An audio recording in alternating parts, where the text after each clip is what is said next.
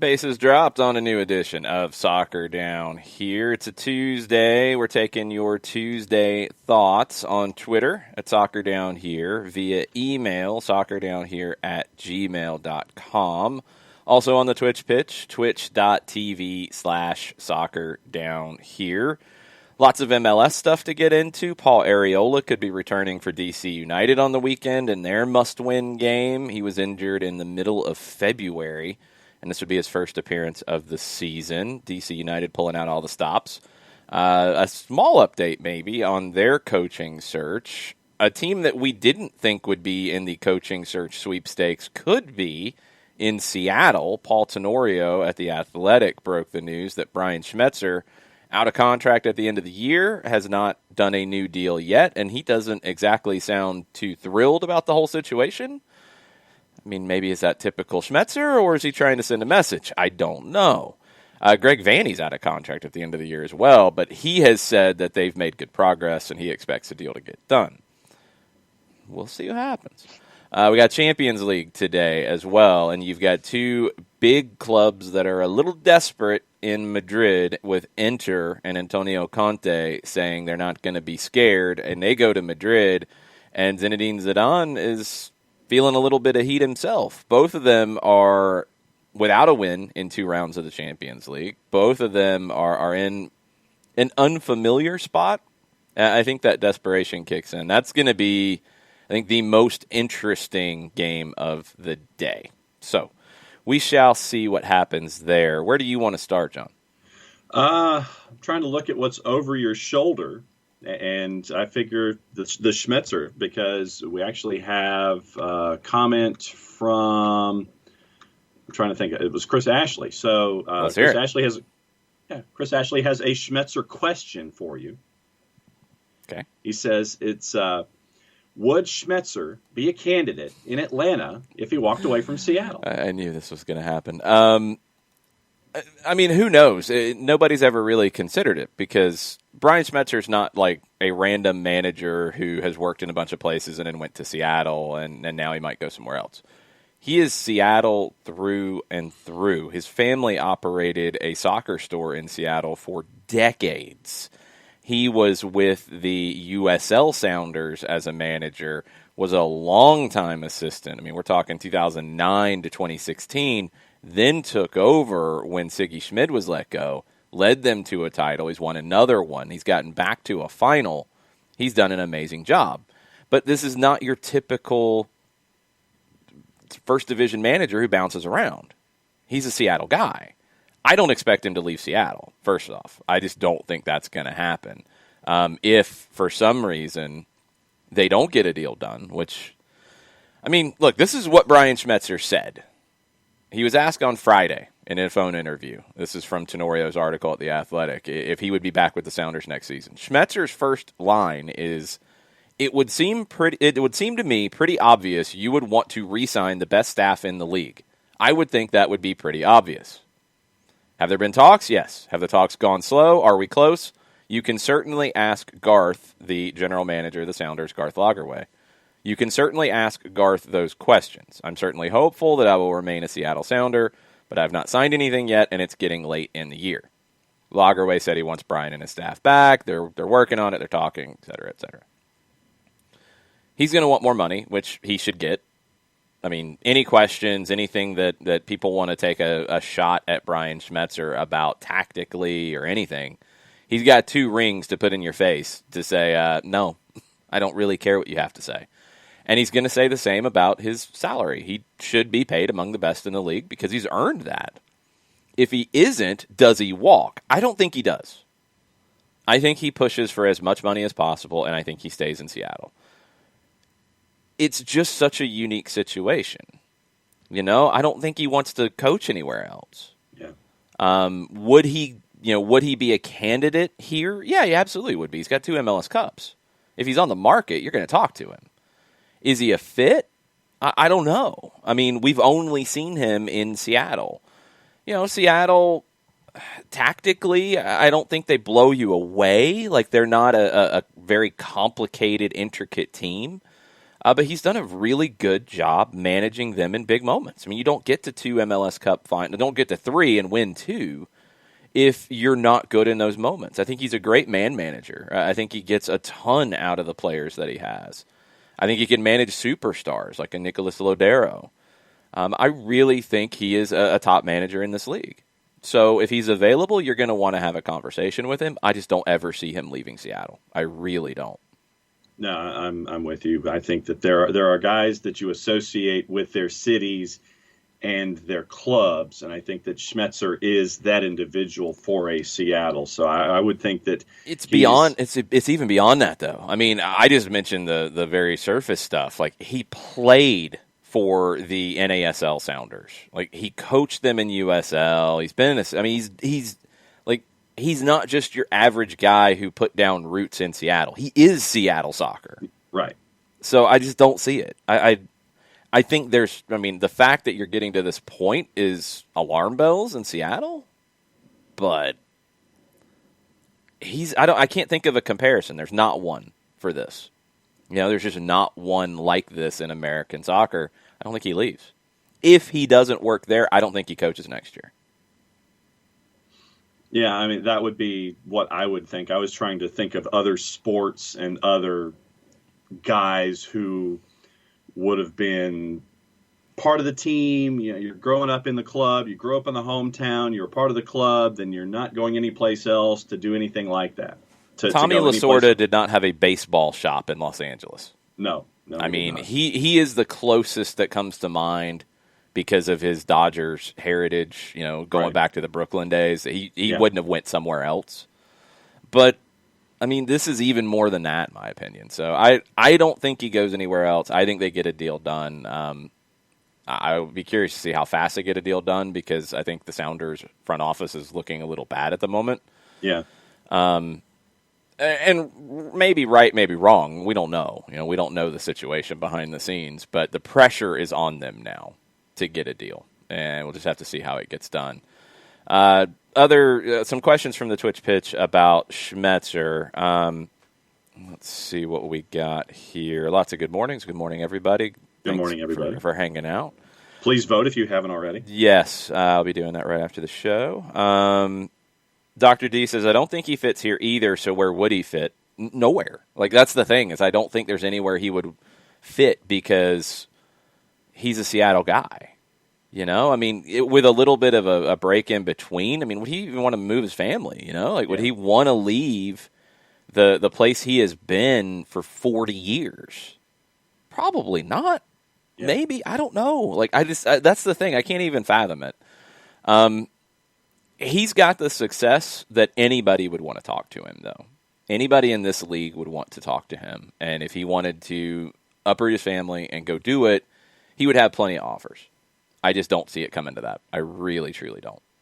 And that's the thing, is like, if you're at the point of your life, in addition to what you've done growing up and getting to that point, if you're at the point of your life where you're looking for a new adventure, then that's part of it. But if you're not, and you're so rooted in where you are, and you're part of the fabric, you're not going to go anywhere, then no, I wouldn't see him taking another gig. I really wouldn't. And Dr. D, no. He says, could he make it in a European team if he wants to grow that way? No, not at this point in his coaching career. He's not going to get hired. Nobody's going to hire Brian Schmetzer in Europe. And that's unfair, I think, because why not? There's a bias against American managers. You're seeing Jesse Marsch start to push through that, but it's the same thing we talked about with Christian Pulisic as a player. Yeah. There is a bias against American soccer in Europe, specifically. He would never get hired in Europe. And could he do the job? Yeah, I think he could. I mean, take Brian Schmetzer over Sam Allardyce and Alan Pardew and the parade of recycled English managers that do nothing but play defensively. I'd take Brian Schmetzer over them every day. Mm-hmm. But he's American, so he wouldn't get hired, which is a real shame. But I don't think he'd have any interest in making that move. Badger says if the front office is going to give any MLS manager, any former MLS manager, a look, I think it's Osorio. We've talked about this with Juan Carlos Osorio. You have to ask some serious questions about his last couple jobs. And you might get the answers you want, but you have to ask. He was in Mexico for a long time. Did he do a great job with Mexico? He didn't do a bad job, but he didn't get them to the 5th game in the World Cup. He didn't win the 2017 Gold Cup. He lost in the semis to Jamaica. That's an embarrassing loss. Yeah. Did what everybody else has done with Mexico. Got out of the group stage in the World Cup, won the round of 16, or didn't win the round of 16, and didn't get to the quarters. Okay. So all that's basic. His time in MLS, yes, he got to an MLS final with the Red Bulls in 2008. They didn't win. He got fired the next year. His history in MLS, one, it's a long time ago. Two, it's not necessarily all that good outside of a playoff run that was a shock when they were not good enough to make it in the East, got bumped over to the West, and then went on a run. You know, you look at his numbers in MLS, Chicago. He was there July of 2007 through the end of the year. He went 6-6-3. Okay, then he goes to the Red Bulls for the 2008 season, stayed through August of 2009. 52 games. He won 12. He lost 27. He drew 13. You know, his best success as a manager came at Atlético Nacional. After leaving the Red Bulls, he went to Once Caldas. He did well there. Went to Puebla, went 2-7-2 in 11 games. That was it. Went to Atlético Nacional in May of 2012, stayed for 3 years until he took the Sao Paulo job.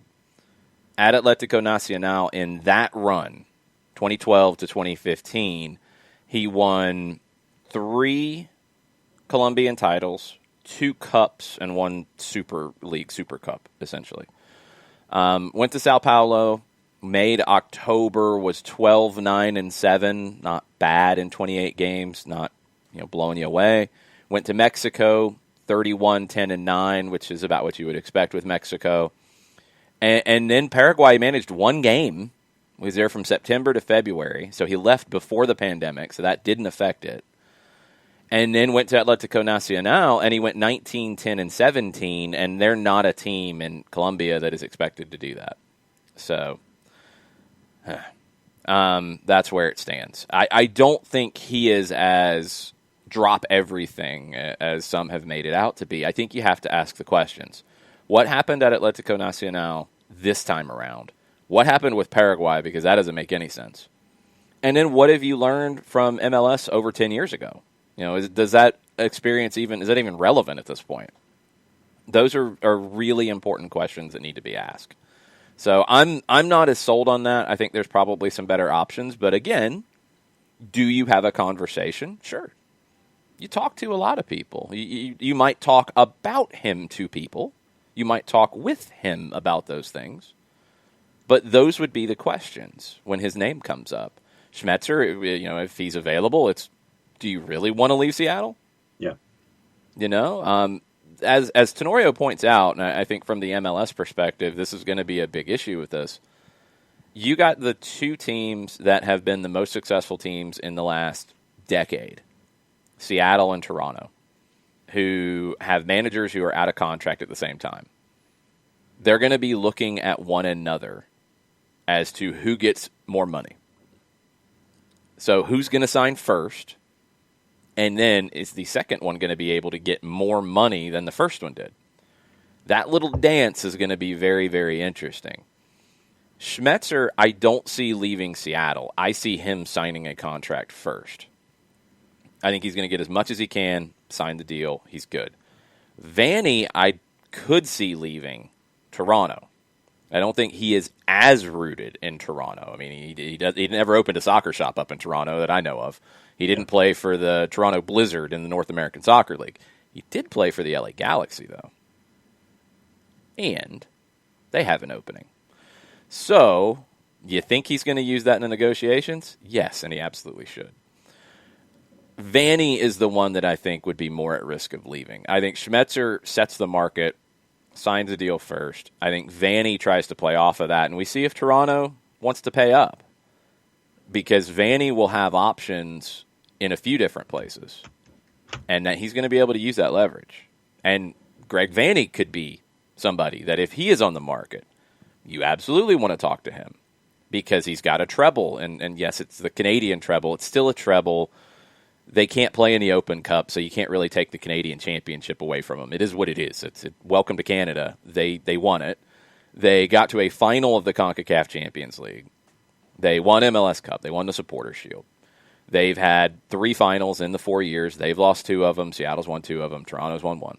They have been really, really strong. I think Vanny is maybe at least a little more obviously known for his tactics, for work he does. He'll change the shape. He'll do different things. His teams, I think, play more interesting soccer to me, better soccer for me, and that's a taste thing. That's just what you like and what you don't like.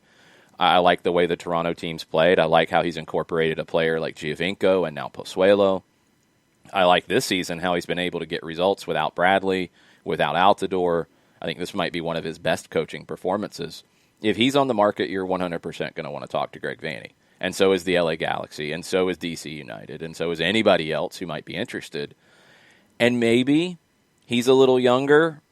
Maybe he would have a little bit of a vibe to go to Europe or try to go to Europe or at least feel out opportunities in Europe. Maybe he would have an opportunity there. Who knows?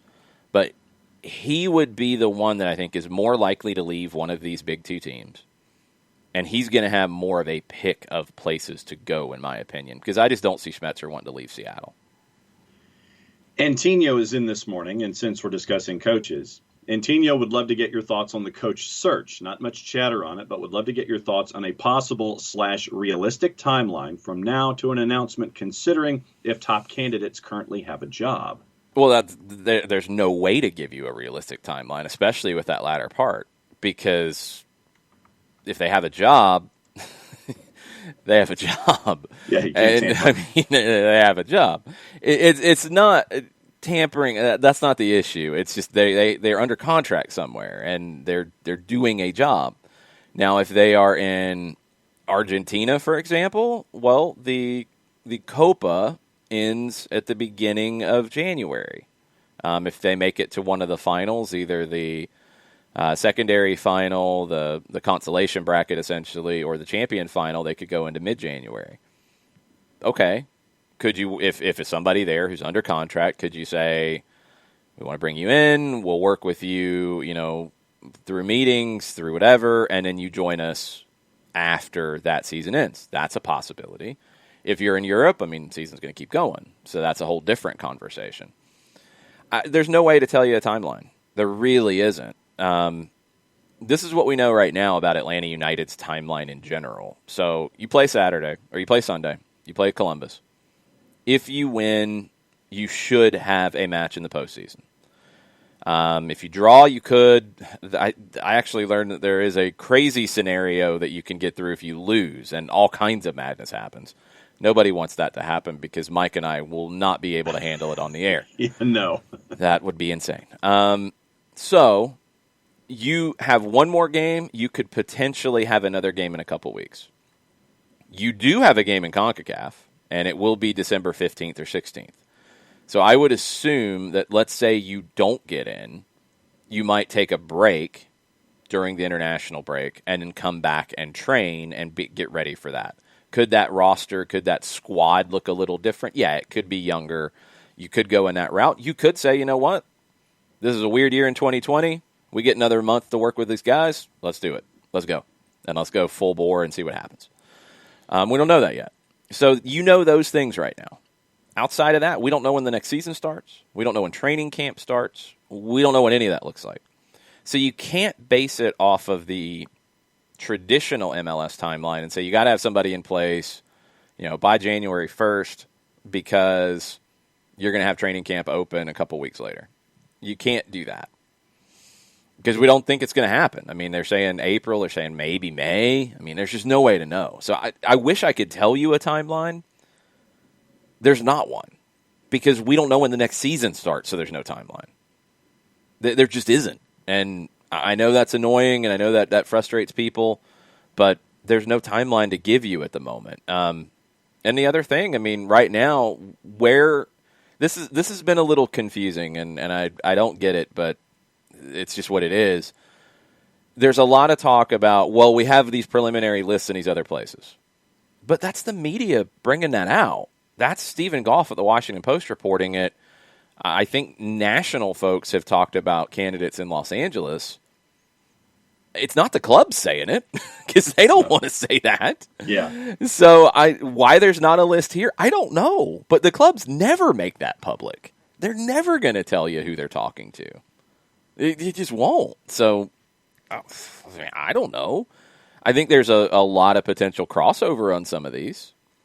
The LA one is probably the one that would have more crossover, in my opinion.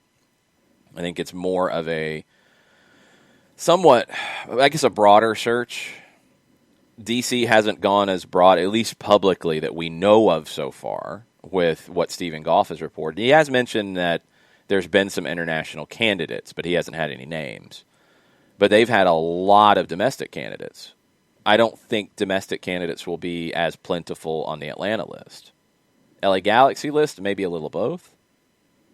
Probably more towards the international side as well. So we'll see. I mean, that's just where it is. I wish I could tell you a timeline, but I really have no idea because I don't even know when training camp opens. Turner Kirby missed overreaction Monday, so he's filing an overreaction Tuesday. Okay.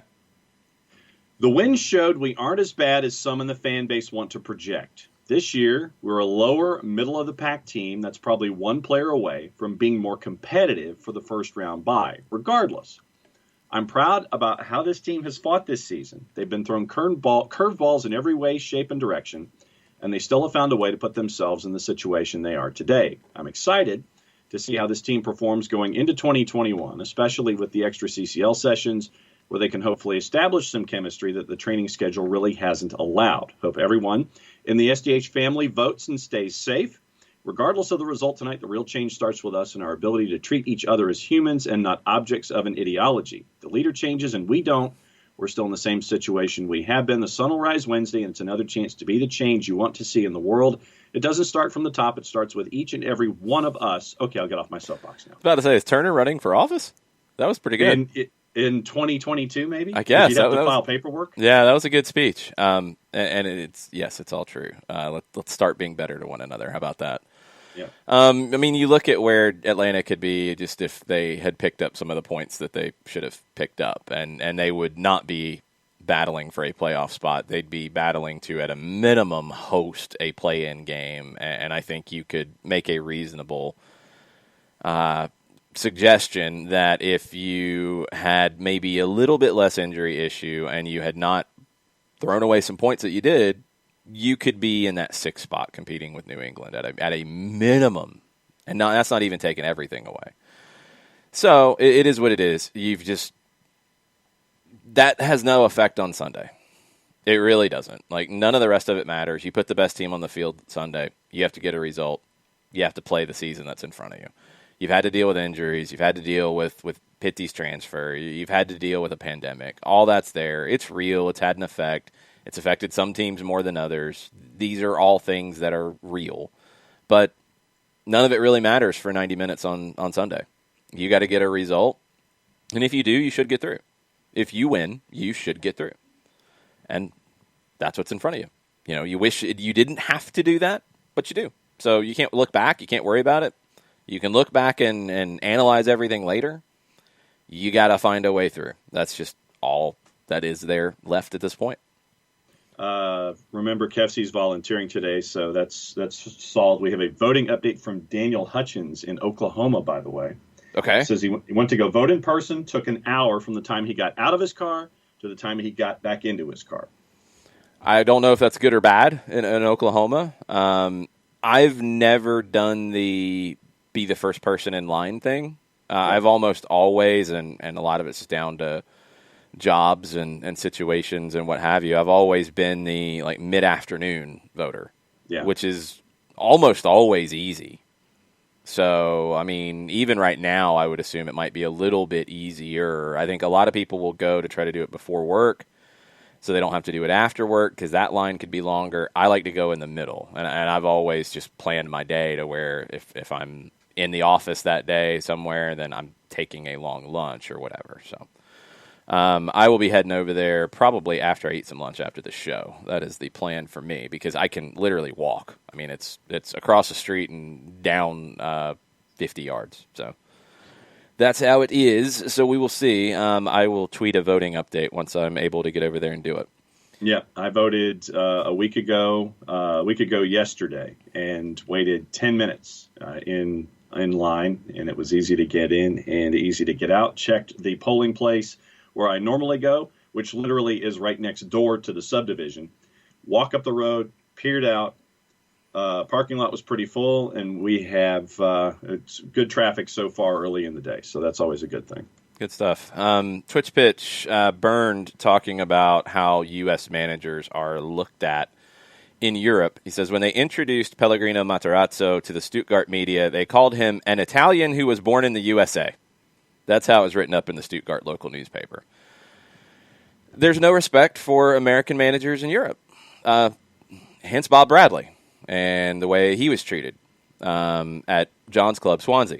Yes. And the Colonel's Club and Monteflo's Club and others. But yes, that was very poor. It's just bad. Going further back, I mean, there was talk about Bruce Arena getting a job in Europe after his World Cup success. Never happened. That was a long time ago, and there was even less respect for American soccer in Europe at that time. There's a little bit more now, but, you know, Matarazzo, they're not going to push him to being a U.S. manager. They're not going to look at him that way. It's frustrating. It's frustrating, and it's frustrating when even in this country people think American soccer can't be good enough. So, I mean, we got to start here first. That's the number one thing. But, yes, it's going to take more. I mean, when Christian Pulisic is looked at worse because he's an American versus a player who developed at Dortmund. Yeah, Frank, you said it. You told Jesse Marsh, unless you're going to call Jesse Marsh a liar. I'm just saying. All those things. It's very, very frustrating as an American who loves the game, and I think I know a little about it. So when people think that I don't know what I'm talking about because I speak with an American accent, yes, I feel that. So I can imagine that Jesse Marsh feels that. I can imagine that American managers who have interviewed for jobs in Europe feel that. It's very frustrating. So that, what Byrne tells us, that does not surprise me at all. Uncle No Pockets asks, who was managing Mexico when they won the Olympic gold? That's a good question. I don't remember who it was. I'm going to tell you, though, in just a second. Because it was not Osorio at that tournament. He might have been overseeing... No, I think it was before he was even there. Let's see. So Mexico... Did they win in 2012? Yes. And I believe... it was Luis Fernando Tena in 2012. So that's it. Couldn't remember who that was, but some you'll get where the head manager will take the Olympic team. Bielsa did in 2004 for Argentina. Usually they don't. Usually it's a separate manager who handles the Olympic team. Pacine says, guys, you can't have two managers at the same time. Stop being ridiculous. Brian can't come here because Maurizio's already sitting in the chair. He was sitting in a chair in London last night, Alex, and he was saying that he's ready to go back to work. He might be looking at a game in Madrid today very closely. Yeah, I think so. Those are two teams that could be giving him a call. He might be looking at a red team in Manchester as well. Yeah. He's going to have some choices. We will see. Dr. D says thoughts on Maradona as the next Atlanta United manager. Dr. D, Maradona's in the hospital right now. He's not going to manage anything at the moment except his health. He is not in a good way. Not physically, from what they're saying, in any kind of critical danger, but there's been talk about depression. He's not in great health, period, but this is not a critical health situation that sent him to the emergency room. Some of the reports I've seen this morning is that he's doing well. There's no concerns after last night in the hospital. But he is in the hospital, and there are a lot of people outside the hospital cheering and leaving notes and supporting him. And, I mean, it's never seen anything like this. It's pretty crazy. But as a manager, and you know how I feel about Diego Maradona as a player, as a manager, he doesn't work outside of Argentina because an American kid isn't going to have the reverence for Diego Maradona that an Argentine kid would. He is most effective as a motivator, and honestly, because of just who he is, not even because of what he says. He's an icon, and he could just stand there on the touchline, and you're going to have kids just run themselves into the ground for him. Here, that wouldn't happen. So, no, it would never happen, and if he continues to manage, it should be in Argentina where he can have that kind of effect. There's just no way he would be that anywhere outside of Argentina or Naples. That's about it. And he's not going to get a job like Napoli. He's just not a strong enough manager to get there. Badger says, that being said, I think that's after the Osorio comment, I think that the, albeit very brief / limited sample size, of track record of managerial hires by the FO, and there's been 2, is to go big and unpredictable. I think that the only thing that we can expect is the unexpected in terms of a managerial hire. Yeah, I mean, I think that the go big part is probably one of the number one elements to keep in mind. I don't think you're going to go with somebody with limited experience. Yeah. I think it's going to be somebody with some accomplishments. Monteflo had the Luis Fernando Tena thing way before I did. I'm slow. Thank you, Monteflo. You're much faster than me.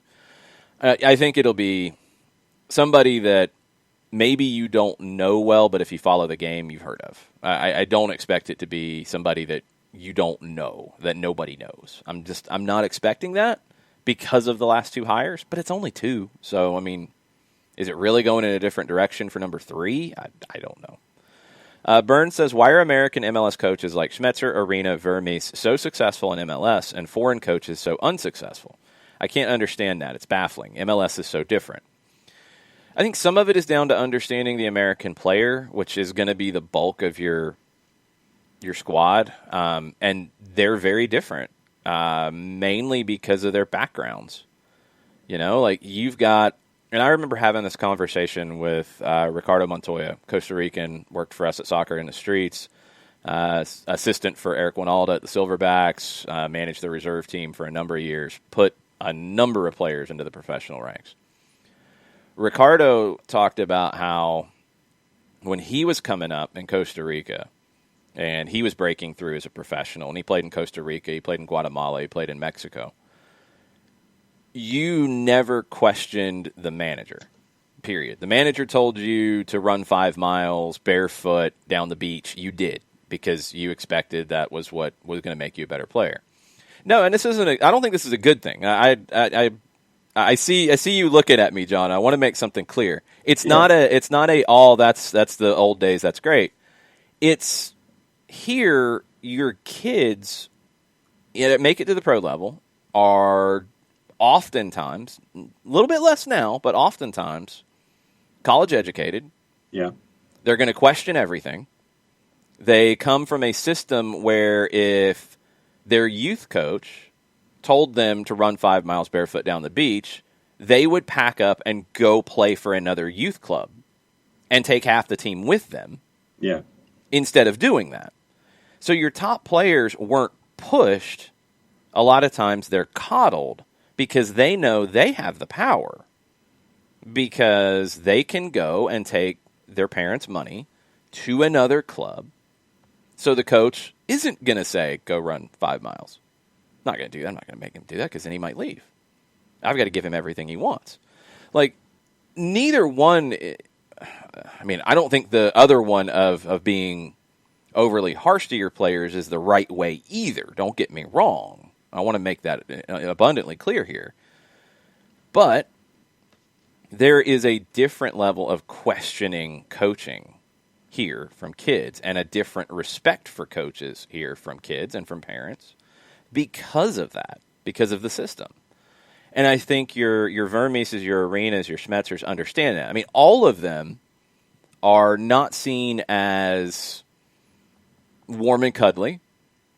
All 3 of the ones that Byrne mentions here are not seen that way, but all of them, I think, have good relationships with their players because they understand it, because either their kids went through it. I mean, these guys are a little bit older, so they didn't grow up in the current youth system, but their kids might have gone through it. Friends' kids might be going through it. They understand it. They have a better understanding of that.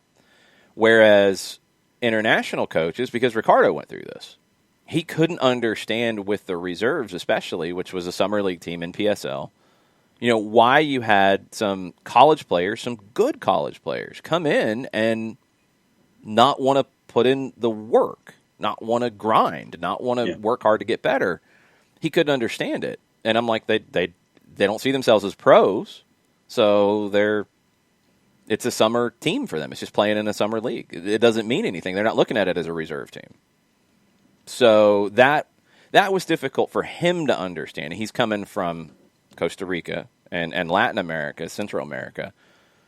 Europeans, I would assume, would have a similar mentality. They don't understand the bulk of your roster, that American player mentality. It's not right or wrong. They just don't get it.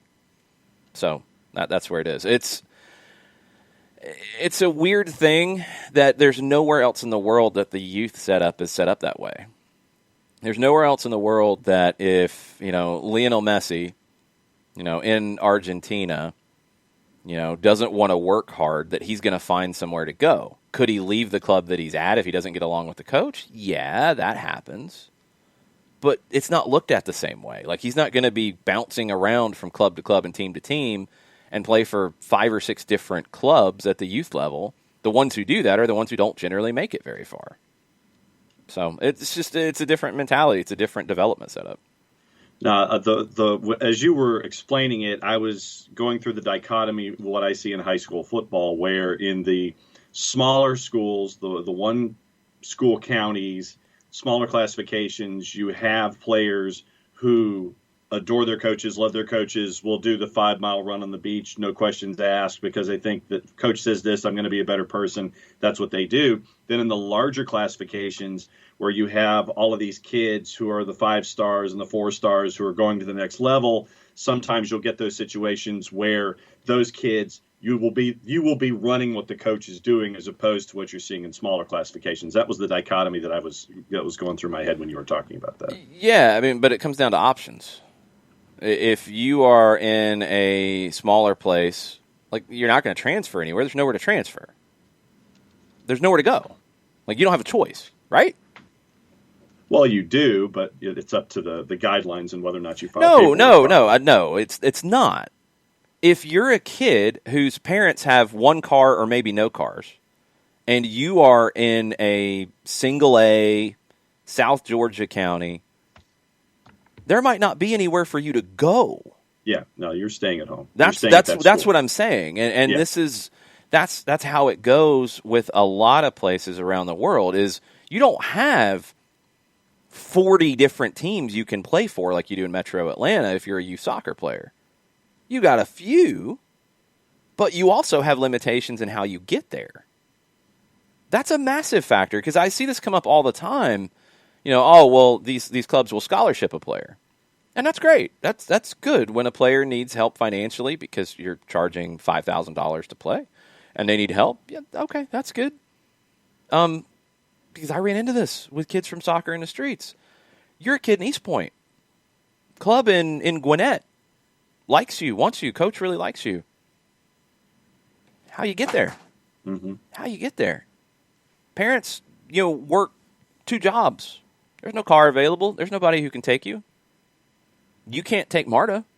You can't get to Gwinnett. You can't do it. And what happens? That kid doesn't make it because he doesn't have the means to. That's what I'm saying. Like, yeah. But the difference in other countries is that kid's going to stay at his local club for as long as he can stay at his local club, and he might make it there because he knows he doesn't have the ability to go bounce somewhere else. So if the coach is telling him to run 5 miles, I don't have a choice. I got to run 5 miles. Whereas here, for kids who have a choice, and usually they're in more of the metro areas, okay, then you know what? I don't like this guy telling me to run 5 miles. I don't want to run 5 miles. Let's go somewhere else. You can do that. Yeah. So it's a different conversation entirely. But it's not right that the coach saying run 5 miles doesn't make it right either. Right. That also needs to be understood. There are coaches, whether you're talking small high school football, whether you're talking international soccer, who treat their players horribly. Yeah. And get away with it because the kids don't have any options. Right. That's wrong, too. Mm-hmm. I want to make that abundantly clear. Coaches have to take more responsibility for how they treat the players who play for them. Just because those kids don't have any other options doesn't mean you get to take advantage of it and live out your own fantasies of being George Halas or any of these other coaches that you think are great who were really mean back in the day. Yeah. No, you're just being a jerk and you're bullying kids. Yeah. Like, that needs to stop as well. Yep. You have to take responsibility. Yeah, definitely see a portion of that as well. You 100% do, because those kids don't have a choice. Yeah. So that is part of the conversation. That's the both sides of it. That's the complicated nature of it. But that's hard for somebody who comes in and doesn't understand why you've got a 17-year-old, really talented, technical, young American player who doesn't grasp that they need to really work hard and grind it out to make it. Because what has that 17-year-old known on the soccer pitch? Okay, they were the best player in their team. They had 10 different coaches who came to him and said, come to our club. They picked one. They might have bounced around a few times, but everything was handed to them at those clubs because they wanted that best player, because they wanted to be able to go win state cups or go win tournaments and put medals on the wall and put trophies on the wall rather than actually developing professionals. That mentality is so completely different that a foreign coach comes into MLS and is like, why is this kid bucking back at me? Yeah. Go sit down. Like, just go. Yeah. And it doesn't make sense. And so you struggle. And also all the rules in MLS and all the different things about roster construction. And, yeah, I mean, there's that too, but I think the mentality is the biggest thing. Bart's in this morning, and he says he really hopes that Jesse Marsch can turn the opinions of U.S. coaches in Europe. I still think Bob Bradley was done wrong, but we also need to do better to develop coaches here in the States. However, there's plenty of former players who could succeed. That said, I often feel a sense of superiority coming from British coaches when I ref their matches, as if they have some weird innate understanding of the laws I've played under since I was 4 and have studied since I was 15. The anti-American bias is real. It is. It is. It needs to stop. It's not going to stop overnight. There do need to be more American coaches. I think Jesse Marsch can lead a charge for that. There need to be some young coaches who go over to Europe earlier and try to make a go of it. And look, it's risky. We saw how Bob Bradley got treated, and Bob Bradley had a great track record. And he got treated like he was nothing. That was awful, what they did with him at Swansea. You don't give a manager the impression that they're going to be able to get to the transfer window and make some changes and then pull the plug. Yeah. You don't do that. And that was stupid of Swansea. So, yeah, I agree. I don't like how that happened. You got to see some managers go over at a younger age. In this country and in other places, there is an anti-American soccer vibe. There is. That is real. I've had the same thing that Bart has when I've talked to people who have been condescending, who've talked down to me. It's funny. I always found less of that in the Latino communities than with the Europeans. It wasn't all English either. When I helped out with teams that played in the local Latino leagues, I didn't feel a condescending vibe towards me as the gringo. I didn't feel that at all. I have felt it in many other places where I've been the American talking soccer with a European crowd. Many, many times. And it just is what it is.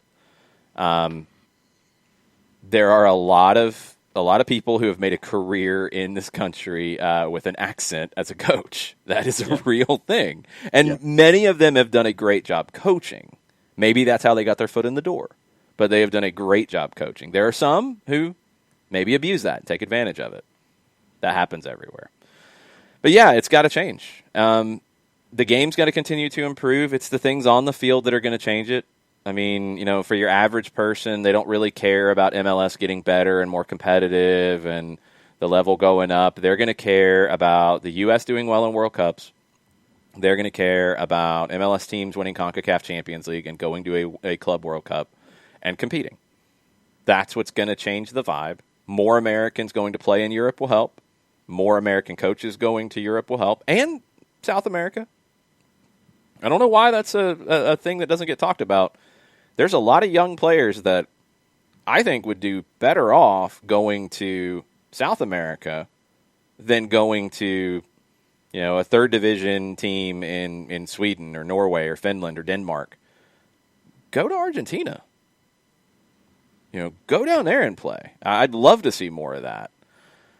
Managers, too. I mean, you've got so many Americans who speak Spanish and could go and manage there. You get the opportunity, go do it. Maybe in a weird way, Dome Tarrant leads a bit of a charge to South America, going to Brazil from MLS. Maybe they start to say, well, you know what? We're sending a lot of players there. They're doing well. We've got a manager now who came into Flamengo and did well. Maybe we look at a manager like that and coming into South America. Maybe we have a different approach. I think they're more open-minded about that, to be perfectly honest. So we'll see. Twitch pitch, lots of different stuff. So Sam Williamson is screaming Miguel Herrera. Like all caps screaming? Yes. Okay. He is currently employed. I don't think the heat is as hot on his seat, but yeah, I 100% would have a conversation with him. 100%. He would be quite the get.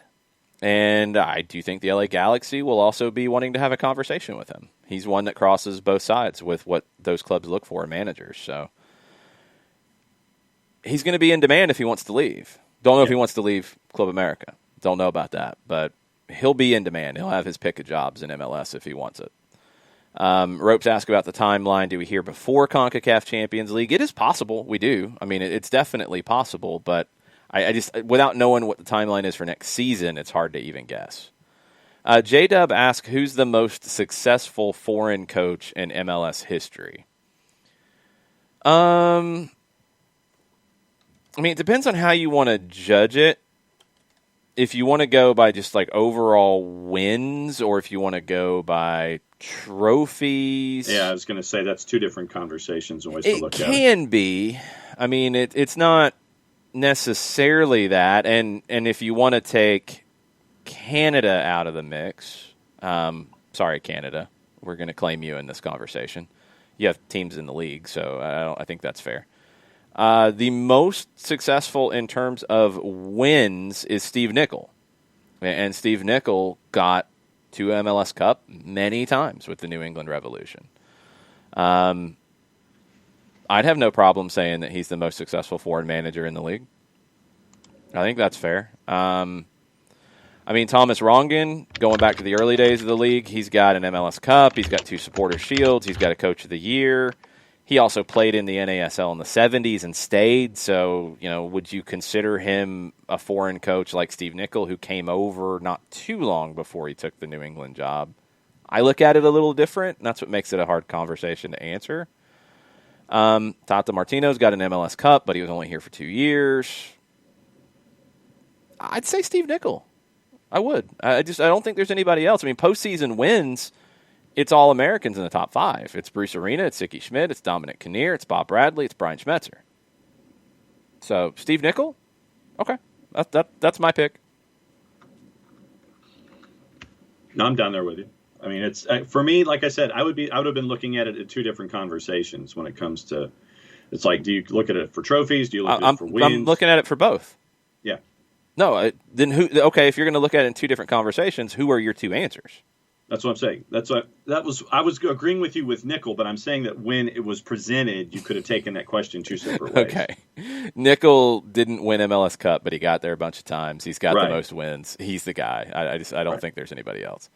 Katie Weaver, would you put DC in the big clubs who need a coach convo?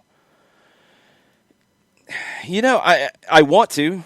Because I want them to be a big club because they are a club with history like a big club. They're a club in a big market.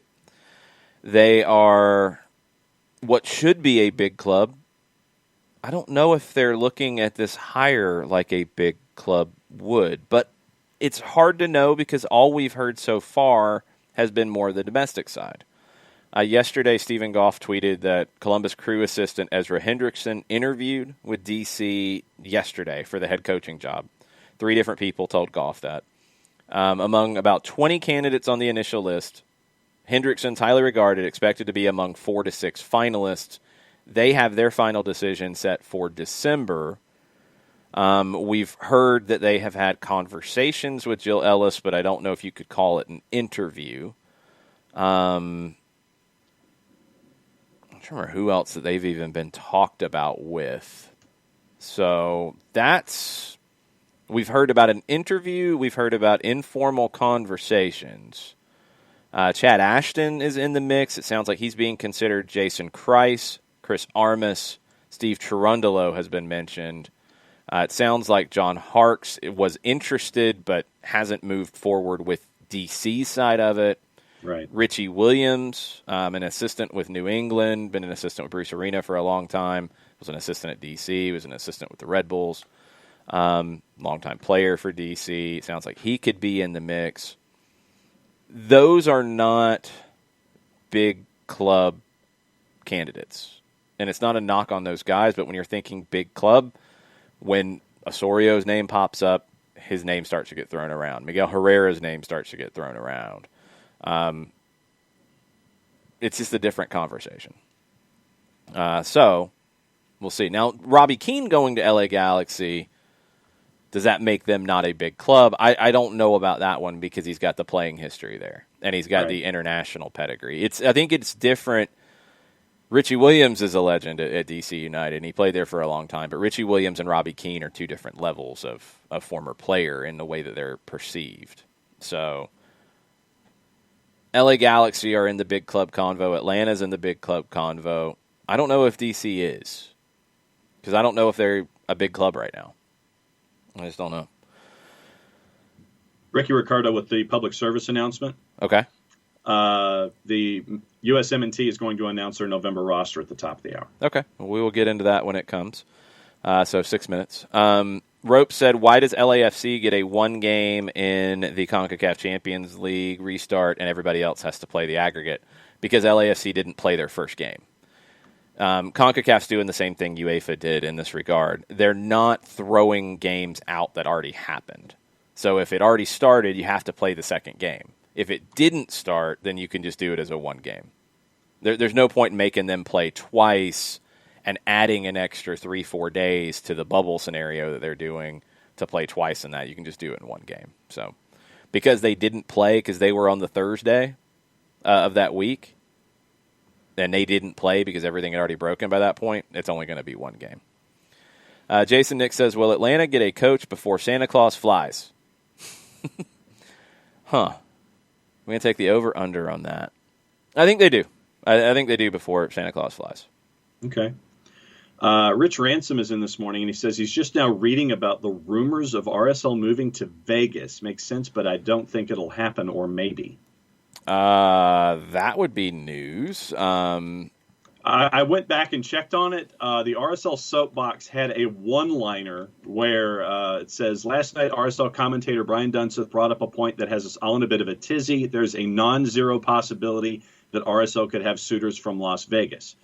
Now, it should be noted that it's speculation, and he's not revealing anything that he is certain about, at least not directly, but that doesn't mean that it has the author feeling particularly good about it. There really hasn't been a lot of follow-up. Dunny's not going to throw something out there unless he's hearing something. Brian Dunseth is pretty smart with that sort of stuff. I got to hear more on that one. Could it happen? Yeah, it absolutely could because, I mean, expansion's done for now. You've got it locked in for a little while, so if Vegas wants to get in the door or anybody else, you're going to buy somebody. RSL's for sale. So, like, I get how it could happen, but is there somebody who is ready to do this? I don't know. That I don't know. But could it? Yeah, it could. It's all going to be down to the owner. I mean, I don't want to see a team leave because I like what RSL has done in Utah. But when you get into the situation that they have found themselves in because of the ownership and now putting the club up for sale, these are the things that can happen when it's up for sale. Is somebody in Utah might not buy it, and somebody outside of Utah might and move it. I don't want to see it, but if they're a good owner, is it good for the league? Yeah, if you bring in another good ownership group into the league, it's good for the league. Teams have moved in all leagues in this country. It has happened. I know it's weird in the soccer world because it doesn't happen in other countries, although it has in smaller steps. I mean, you're wearing the shirt of a club that moved, or the other club moved, or however you want to put it. I don't know. You tell me. But they First moved. club. Yeah. Well, they moved. I mean, that happened. The club moved. It has happened in very small cases in some places around the world. But here, that's how sports work at the professional level. So I don't want to see it happen, but if it's down to a bad owner or no owner while Hansen tries to sell it versus a good owner who can push the league forward, if you're a fan of the league, you want the latter. Yeah. Sadly, you do, because you don't want a club to hold the league back, and if they don't have ownership or if they can't find a good owner, then they would be. Yeah, and then obviously looking at that, my next question would be, would this individual have them play Cashman, or was Allegiant made and constructed to... But you're going down like a logistical thing where we don't even know who the owner would be. So, right. I mean, that getting into all that doesn't make any sense. There's been talk about both in Vegas from an expansion perspective. And it wouldn't be moving into Cashman as is. It would be making Cashman a MLS venue or playing where the Raiders play. There were two different groups talking about it, but that part I don't care. I care about the quality of the ownership and what they're going to do with the club. That's what's important. Either one can work fine. Chiefs coach Steve is in this morning, and did you see the article from the USA Today about DC United asking employees to work as overnight security at Audi Field? Yeah, I think it was in the Athletic first. Pablo Maurer broke it at the Athletic before anybody else did, from what I saw anyway.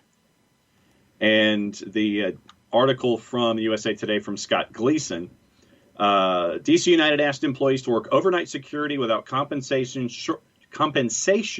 shortly after terminating its contracted security company to offset fiscal losses from the coronavirus pandemic. Staff email obtained and corroborated by the Athletic. DC United employees asked to work a voluntary shift watching security cameras at Audi Field, the home stadium for the soccer team. In case of emergency, you're supposed to call DC Metro. A day after the team experienced a break-in at Audi Field, May 26, DC United General Counsel Chris Dubert informed staffers that its partnership with the company had been terminated due to serious mistakes. The Athletic says the company was costing the team close to $100,000 a month.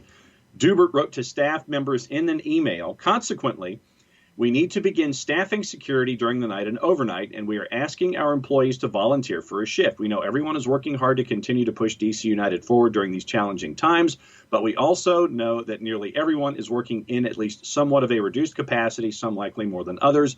Volunteering to assist with security will certainly be looked favorably upon, and vice versa, end quote. They need to be clear on what it is. Is that just part of the new job? Is that part of your new job at this time to do that, or during the time where I don't think there were games? The voluntary but not voluntary, but it'd be looked like that stuff. That's nonsense. Are you hiring people to be communications experts and now security people? Okay, that's going to be a tough job to fill, but okay. The financial effects of the pandemic are real. I mean, look, everybody took shots at DC on this, and I understand that, and they should. But the facts that DC is trying to cut costs to keep people employed, that part's real too. Yeah. I mean, you can't just throw that in the trash, but that's the way they're handling it is awful. That's awful. There's a much better way to do it, I would assume. But anyway, nobody's looking good in that situation. Yeah, Dubert also told we got the roster. Told you 10 o'clock. 10 o'clock. Now I just lost it. Hold on. Yes. Here we go. So, U.S. men's national team taking on Wales and Panama in England, November 12th, November 16th. Ethan Horvath, Zach Steffen, and Chituru Odunze, which it was a little bit of a surprise. People were expecting Cohen to get the call at goalkeeper. Defenders, John Brooks, Reggie Cannon, Serginho Dest, Matt Miazga, Tim Ream, Chris Richards, Anthony Robinson. Midfielders, Tyler Adams, Johnny. We're not calling him Johnny Cardoso. He is Johnny in Brazil. He is Johnny. Richie Ledesma, Weston McKennie, Yunus Musa, that came up last night. Owen Otasowie. That's a new one, I believe. I don't know what his youth national team experience is. We'll get that for you in a second.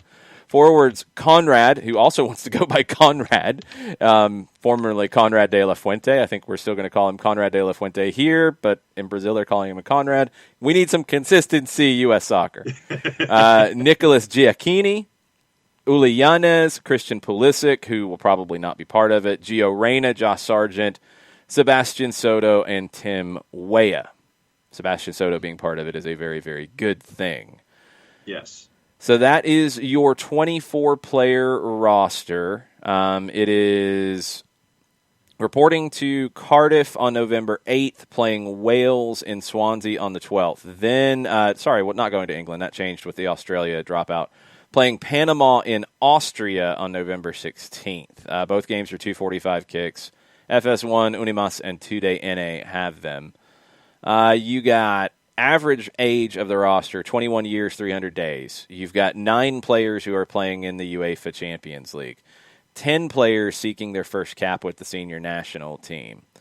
No MLS players because the season's underway. Playoffs are on the horizon. So that was by design. Otasowie is with Wolves. Yep. Musa is with Valencia. Has played with England's youth national teams in the past. Soto, if you're not familiar with him, U20 international for the U.S. There had been some talk that Chile wanted to bring him in. This does not cap tie him, so this is still a good time to bring him in and mix with the group. He is Norwich City, but he's on loan to Telstar in the Netherlands. What was the other one? Oh, Odunze is a Leicester goalkeeper. I think people were expecting the Josh Cohen, who went from Sacramento over to Israel, to get the call. He did not. It is Odunze instead.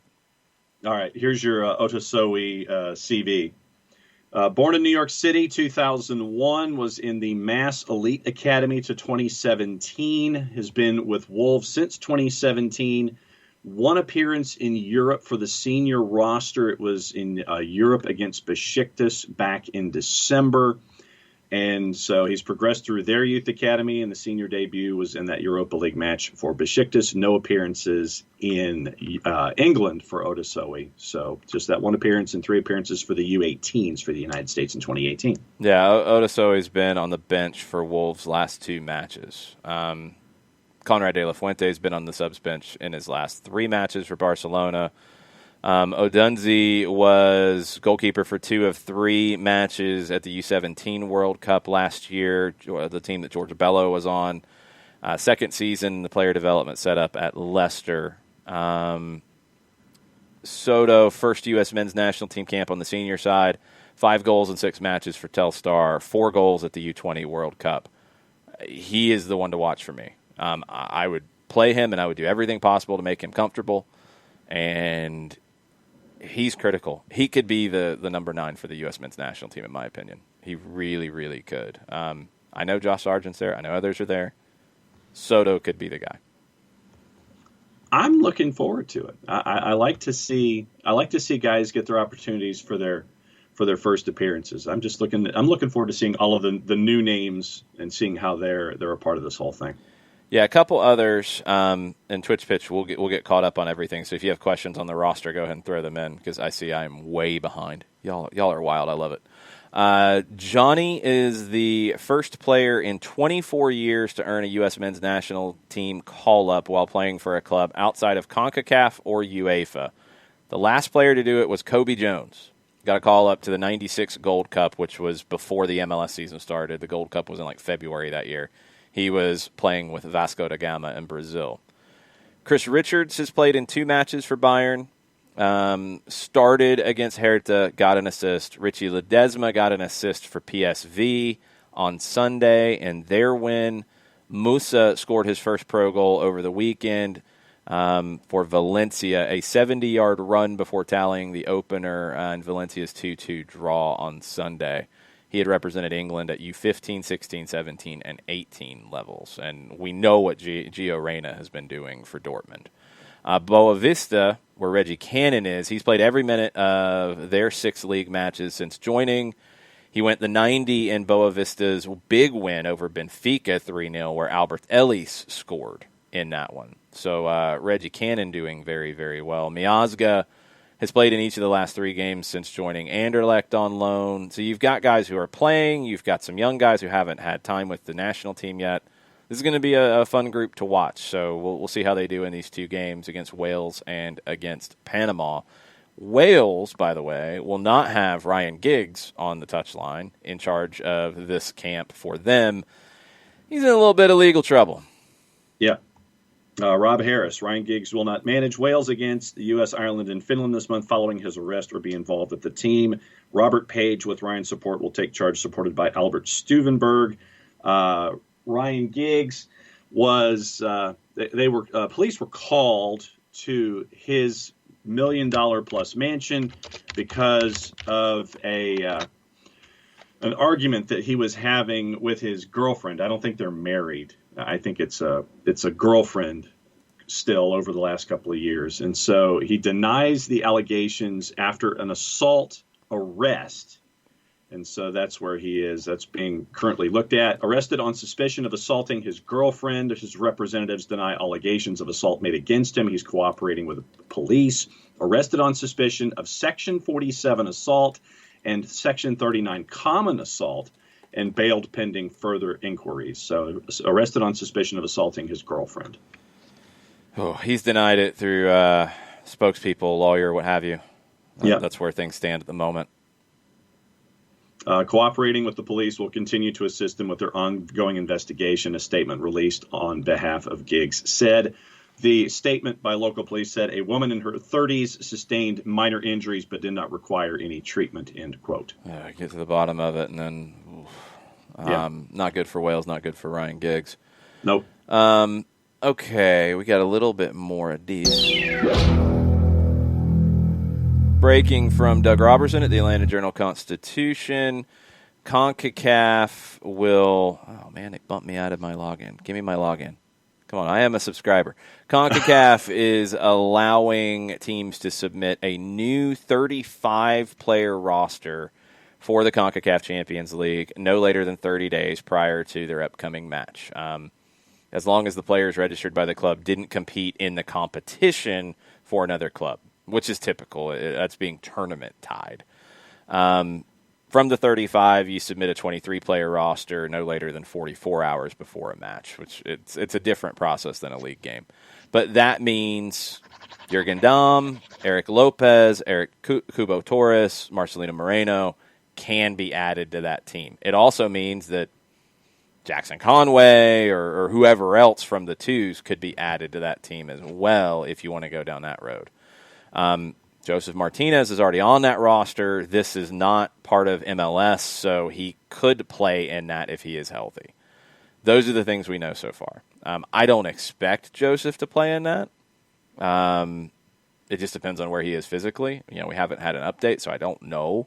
But he technically could. He would be eligible to play in that because the MLS season-ending injury thing, the MLS season would be over by this point. For everybody, because MLS Cup will be before this. MLS Cup will be later. That's going to be interesting if one of these teams get to MLS Cup, I think. We'll see. Who knows? CONCACAF's going to have some juggling to do. But for the Atlanta side, you've got these players who can join the roster. So, not surprised. I mean, you did a roster for a tournament back in February and March. Yeah. CONCACAF is a little crazy, but they're not that crazy that they would try to lock you into that roster. So I wasn't expecting this to be an issue, but now it is confirmed that it's good. I'm counting emojis here. Why are you counting 15, emojis? 18, 21, because Tafka's really excited. 24, 27, 30, 30. Okay, so Tafka, after our breaking news at the top of the hour, and this is in all caps, the word love is written in caps 18 times. And I'm not going to read all 18 loves. He says, love that call-up list with 4 exclamation points, 18 heart emojis, and 34 soccer ball emojis. That's a lot of stuff. I think Tofka's pretty excited about this roster. Okay. Tofka, what excites you about this roster? That's what I want to know. Yeah. So that's a 52 emojis, 4 exclamation points, 18 times the word love is listed, and 4 other words as a part of a tweet. Okay.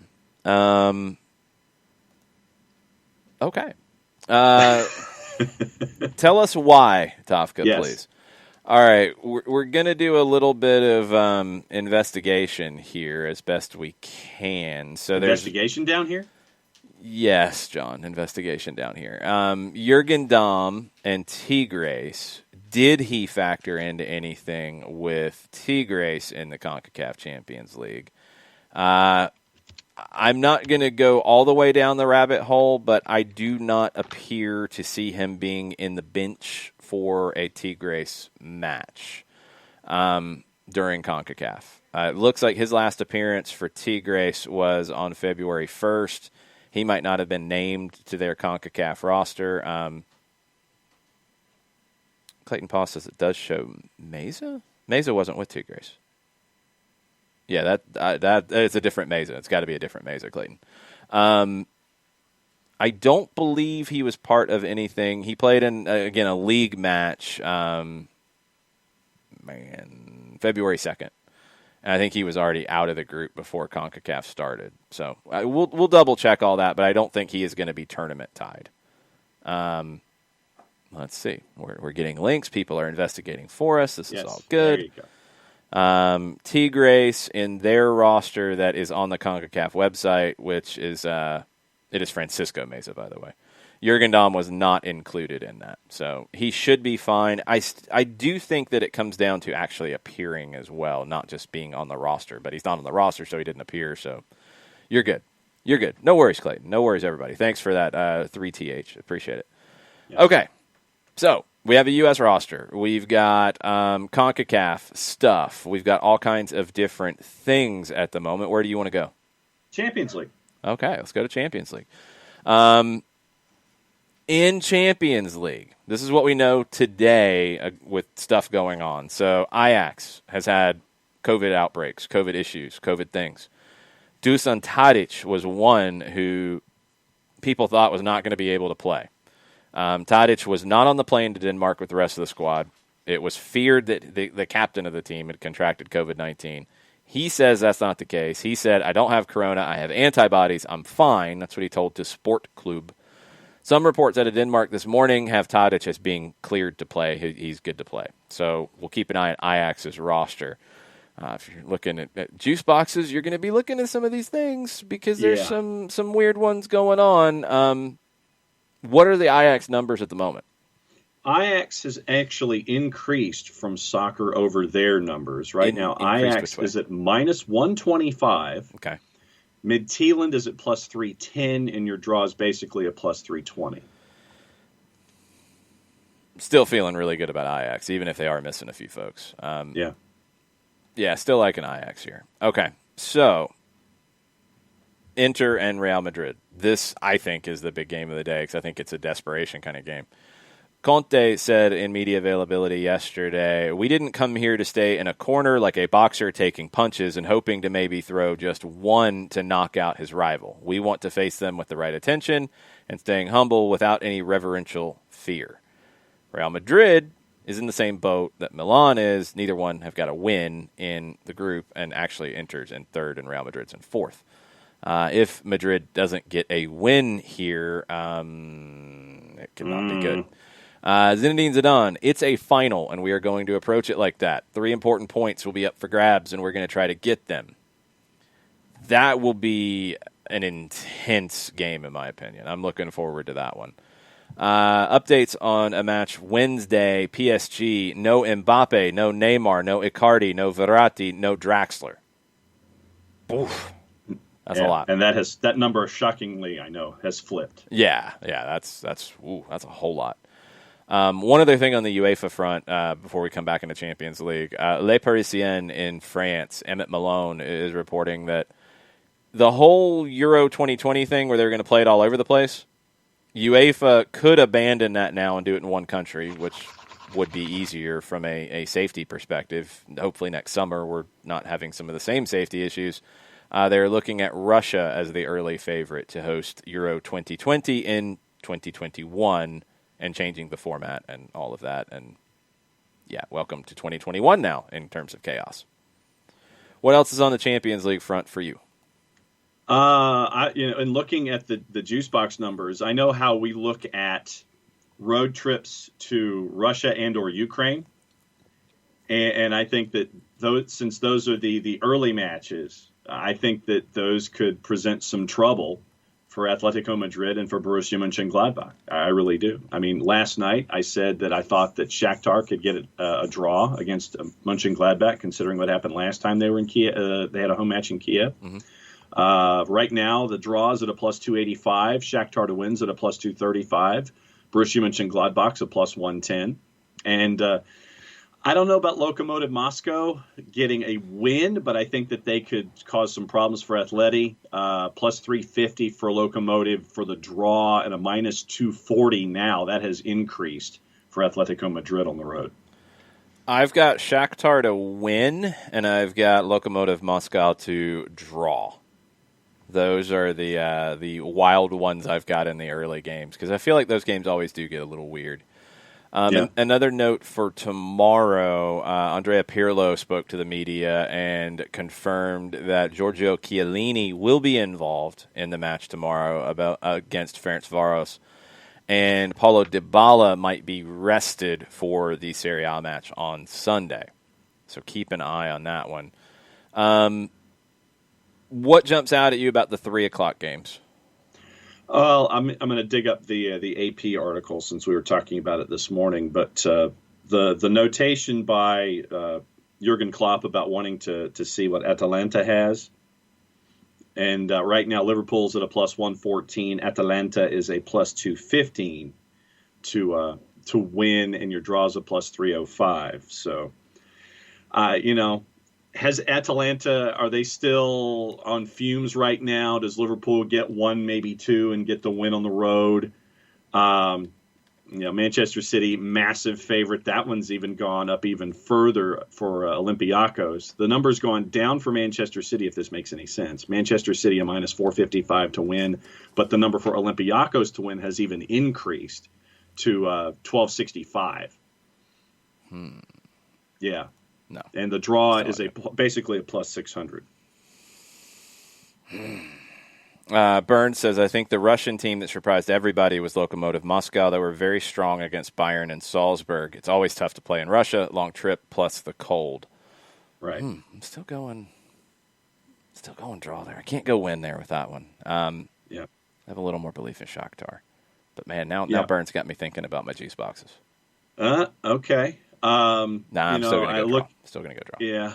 I mean, I want Atalanta to come up with a great result against Liverpool.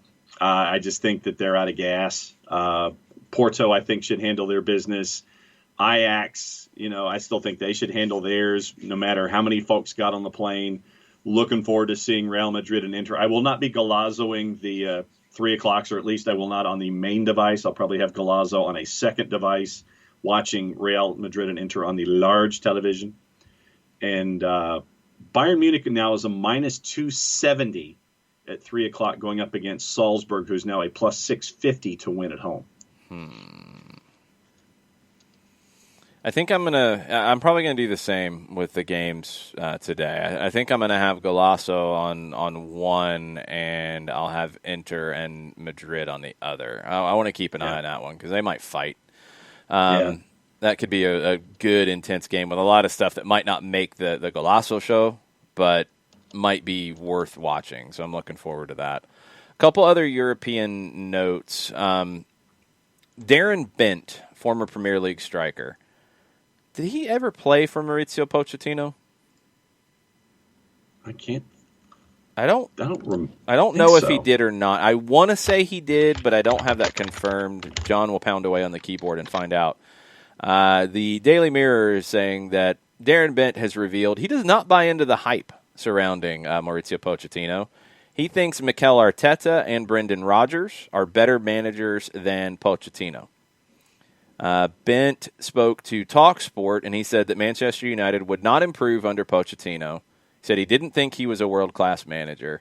When I look at elite managers that are out there, I look at Klopp, Guardiola, even Ancelotti with what he's done. I can't put Poch in that bracket. That's not crazy. To elevate a manager just because he got his team to a Champions League final and a League Cup final, that's not world-level management for me. I think he's good, but I just don't think he's in that world-class bracket. That's fine. I don't have a huge issue with that. He said, I would put Brendan Rodgers ahead of him. As a coach and a manager, he is absolutely superb. I have an issue with that. That one I'm not a big fan of. Although, Leicester looked pretty good yesterday. He said, for me, Arteta is a better coach than Pochettino as well. But this is where I have a problem with it. Because if you're going to judge on accomplishments, not accomplishments, Arteta doesn't have a lot of experience. So why is he a better coach? Right. He said, if you look at Spurs, even after all that great work Poch did developing players like Dele Alli and Harry Kane, Daniel Levy still needed someone to win trophies, and he felt Pochettino could not do that. I don't think it's that simple. That's changing the storyline a little bit. He said, Arteta has gone in at Arsenal. He's not even been there a year yet, and look what he's done. He's gone in there, won an FA Cup, won the Community Shield, and beat some of the biggest teams out there. So he's managed to find a way of getting it done. I feel like he's stretching it a bit. Is Pochettino, Guardiola, or Klopp? No, I don't think he is. But I don't think he is a bad option either. And I do think he is the biggest option out there right now. Because, I mean, you can compare him to Rodgers and Arteta. They're in jobs. Like, they're not available. If a job opens up, who is bigger that's out there right now than Pochettino? Yeah. Allegri? I mean, that's about it in that big conversation for the European jobs. I mean, Javier Aguirre doesn't factor into this over there. You know, like, he's not that big over there. So it's Pochettino, who's got to a Champions League final, which is an accomplishment, and it's Allegri, who's got a bunch of Serie A titles. Like, that's what you got. So between the two, I would take Pochettino. But that's, again, down to a little bit of style and taste is what I like his style better. But there's some clubs that he wouldn't be a good fit at. I think he'd be a better fit at Inter than he would at Real Madrid, for example. Manchester United, I think anybody who goes there is going to struggle, to be perfectly honest. I don't think that gets any easier because of the situation. You know, it's just I don't know if you're going to get the right players to be able to do what you want to do. Some other news and notes from Europe. Frank Lampard today spoke about Christian Pulisic. He's not playing tomorrow, but said he had a scan yesterday which showed a very minor injury to his hamstring, and he's already back outside. He won't be fit tomorrow, but we'll see after that. Good news on Christian Pulisic's availability. Manchester City, according to The Telegraph, preparing a pre-contract offer for Lionel Messi in January. He is out of contract at the end of the year. You can sign him to a pre-contract 6 months out. That would be the January window. According to other English media that was unnamed, so I'm thinking this might be speculation, Barcelona is open to a departure from Messi in January. They would be open to accepting a possible offer so that they don't leave with nothing. They get a little bit of money out of it. They already assume that he wants to leave after the season. A lot of this presidential election thing that they're going through is going to affect this because some are saying that they will keep Messi. Victor Font, who is reportedly the favorite, is saying that they would keep Messi. Okay, that changes this whole conversation. Others would probably say, no, we sell him because we need to get whatever we can. I lean towards the latter. What's the number by Thursday? Reportedly 190 million euro. They need to have plans in place to balance the books by 190 million euro, or they could be in whatever form of bankruptcy they could be in by January 1. If Bernd is still out there, I need Bernd's quote on this because I think Brendan Rodgers was talking to him yesterday after the match. Leicester City manager Brendan Rodgers suggested he may not get the credit he deserves for masterminding his team's 4-1 win over Leeds because he's British. Quote, because I'm a British manager, we probably got lucky. That is the way it works for British managers in these games. But the players were tactically very good and got their rewards. It's the type of performance you need to win these games. You have to defend well, but you know there's space. On the back of European travel, it was a performance that was very pleasing. 4-1 over Leeds. Leeds could have scored in the first 30 seconds. They didn't. Then they gave up a goal like 90 seconds later. In the transition, yeah. Rodgers might be a little defensive with those comments. Maybe just a little bit. Yeah. Are British managers overhyped and underhyped at the same time? Yeah. Explain that. I think that when you're overhyped, I think that let's just use Brendan Rodgers as the example. I think that with his time beforehand, leading into the job at Leicester, he did tremendous at Celtic. And then I feel like Jared Smith should be a part of this conversation too. That because of the SPFL being what it is, there's the expectation that Celtic should be doing what they're doing. Were they really talking about his time at Celtic when he went to Leicester, or were they talking about his time at Liverpool?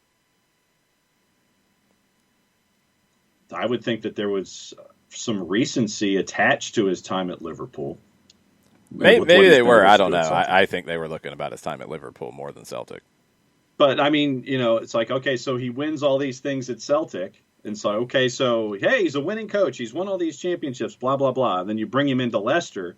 And that's, okay, well, he's also got the pedigree from Liverpool. So that way I think you get the underhype and the overhype. And then what happened with Leicester last year with their big run, and they were right there at the top, and then you fade at the end. And so you have all of these conflicting factors that are there as a part of talking about Brendan Rodgers, from his time past leading into the Leicester gig, and then what happened last year with the hot start and the cold finish. So I think that's where the overhype and the underhype happen simultaneously. Well, which one's correct? Are they... I think they're both correct. So British managers are overrated and underrated at the same time? I think so.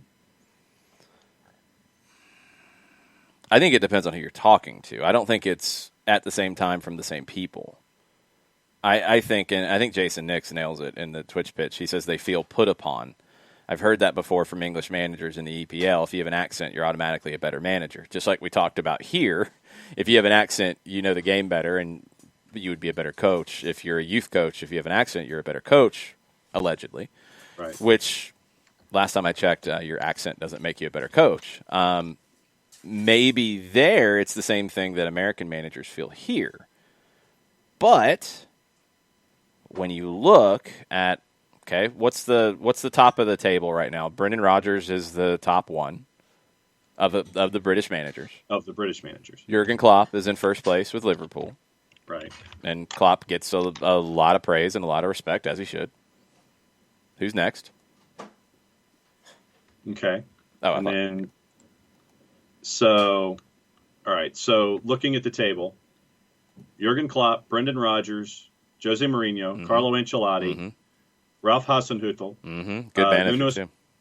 Nuno Espirito Santo, yeah, Lampard, okay, the Villa manager, Neil Brown, okay, Arteta, Pep, Steve Bruce, Bielsa, Roy Hodgson, David Moyes. Well, let's go down to 12. Bielsa's in 12th, right, with Leeds? Yeah, Bielsa's 12. So how many British managers in the top 12? Bruce, Smith, 4, Lampard, Rodgers, 4. Okay. So 4 of 12. I do get why they'd feel put upon because of that, because that's 8 that aren't, and some of them are getting big praise. But out of those 4, what are you going to say about Rodgers and his game? I gave him the somewhat progressive manager tag. Byrne disagreed in the Twitch pitch. Maybe I'm stretching a little bit to include him there. Maybe I do feel like he's put upon. I don't know. I think he's good. I think Rodgers is good. I mean, would you put Villa in this conversation with the kind of football they're playing? I wouldn't. No. I've been harsh on Frank Lampard because I've wondered if he would be up to this job because he's in a different bracket now of expectation. Yeah. But his adjustments, and some of it has involved talent coming in, getting a goalkeeper who's not a walking calamity helps. Yes. But he's adjusted and done a very good job. And they play good soccer and they go attack. I can 100% appreciate that. Steve Bruce, no. No. I'm not putting him in this conversation at all about anything about being quality and all that. No. Yes, he's in the top 12. Good for him. Roy Hodgson's next. I'm going to put him in the same boat. They don't do anything progressive for the game. They don't push the game forward. I don't describe their football as fun to watch, as stylistic, as tactically pleasing. Any of these things, I got nothing for it. Yeah. So Rodgers is the one out of that group that I'll put there. Lampard is one who could be there. Yeah. So, I mean, that's the that's the top 12. Like, yeah, are they looked at a little differently? Yeah, they are, because look at what we're talking about. Because when you think of the English manager, and even putting it as a British manager maybe is a little unfair at times. You look at the English manager here. A lot of times it's not associated with good football. Yeah.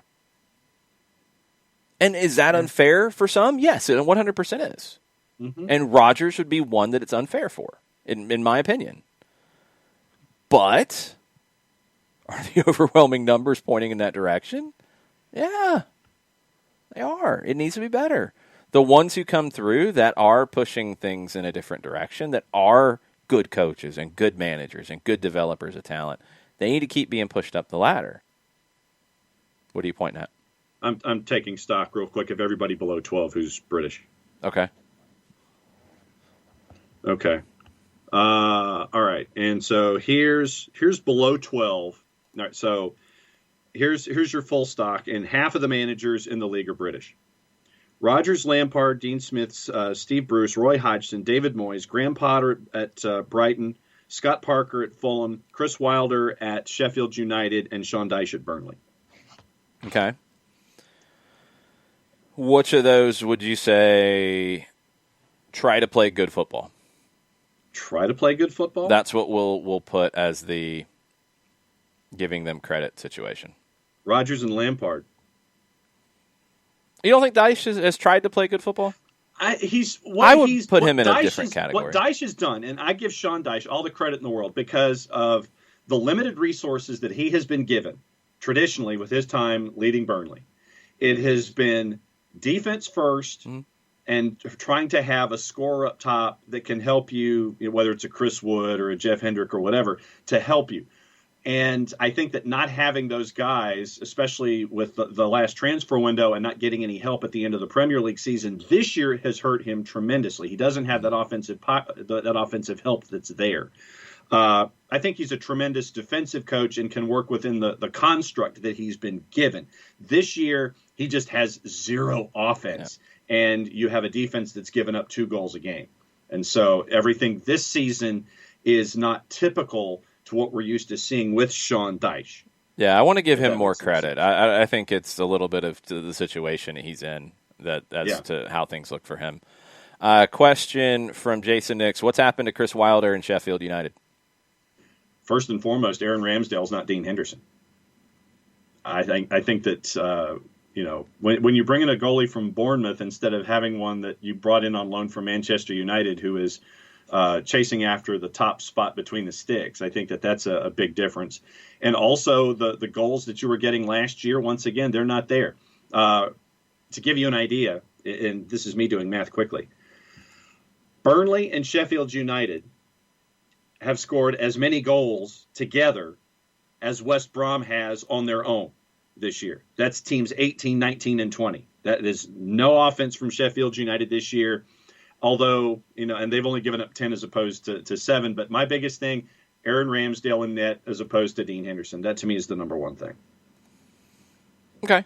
I also wonder if maybe the 3-5-2 is a little limiting at times. Well, and I think that also it's like in the way that I look at it in Major League Baseball, when you call up the kid from AAA and you just put him in the starting lineup and you throw him out there to pitch and he gives you 5 or 6 good innings and he gives up 1 hit and gets the decision. When the book is out on that pitcher, then the league adjusts. And I think that a season of seeing Chris Wilder and the 3.52, the tape is out, and now the league has had a chance to adjust to his system. And so now you're seeing the second time through the lineup, you're seeing that pitcher getting knocked around a little bit. Fair enough. Yeah. Does that make any sense? Yeah. No, I think that's good. I think it's a good way to put it. Okay. You need to thank somebody right now. Oh, I do. Wow. Apolinski & Associates, LLC, proud supporters of everything soccer down here in the SDH network. Wrongful death and serious injury attorneys. If this is a conversation that you need to have, you can have it with Apolinski & Associates, LLC. How do you have that conversation, you ask? How do you have that conversation, John? Thank you for asking. A couple different ways. You can shoot Steve an email directly, steve@aa-legal.com. You can give him a call and get a free consultation at 404-377-9191, or go to the website, aa-legal.com. Large device or small. And depending on the size of the device, the return key, the enter key, the advance key, whatever key you hit, when that home screen pops up, pop-up window pops up too, because that's what pop-up windows do. They pop up. We don't know who's having the conversation with you. If you choose to have the conversation inside the pop-up window, we don't know who the representative is. It could be executive producer Mateo from our end. Could be producer Steve. We don't know. Could be Steve Apolinski, his own self. 24/7, 365 and a quarter. Thank you, Chris Hutchison, for that reminder. You can have those questions answered in the pop-up window as well. Recognized as Legal Elite by Georgia Trend Magazine for being recognized one of the top 100 firms in this here state of Georgia. Wrongful death and serious injury matters, over 30 years of experience, over $48 million in judgments for their clients in Georgia and Alabama. The website is aa-legal.com. Wow, the pitch got jacked up there for a second. You got really deep into the track. Oh, I did? Oh, okay. Yeah. Okay. That was a long read. Wow, okay. It's okay. Question on the Twitch pitch from Ricky Ricardo. How's Rafa Benitez doing? Still in China? Still in China. He's still in China. His team has been eliminated from the postseason. We'll get to that in a second. The Chronicle in Newcastle had an article about a month ago. And man, do they like their pop-ups.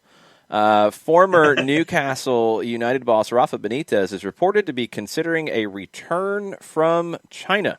Uh-huh. Things not going quite to plan for the Spaniard, it would seem. They were avoiding. They were facing a battle to avoid relegation. Benitez, according to the Independent, dreams of competing at the top level once again. Have him contemplating a return. Making more than £1 million per month in China. That is insane. Nice. When his contract is finished in China at the end of next year, he will be looking for a position in Europe with a club that is capable of winning silverware. Thinks he can manage for another 10 years. He is 60 now. So I think it is safe to take Rafa Benitez off of lists. Dude's making £12 million a year. Yeah. And he's under contract for another year. There was, and I don't know the whole situation in China in terms of the competitive structure, and I'm not going to click the article because it's a 3-letter that I don't talk about. Yeah, but their headline that pops up in the Google News search is Rafa Benitez bemused as 3 players sent off in 94th minute after mass brawl as Dalian KO'd in CSL something. Yeah, good times. Good times. So yeah, I don't think he's going anywhere because he's making a boatload of money for another year.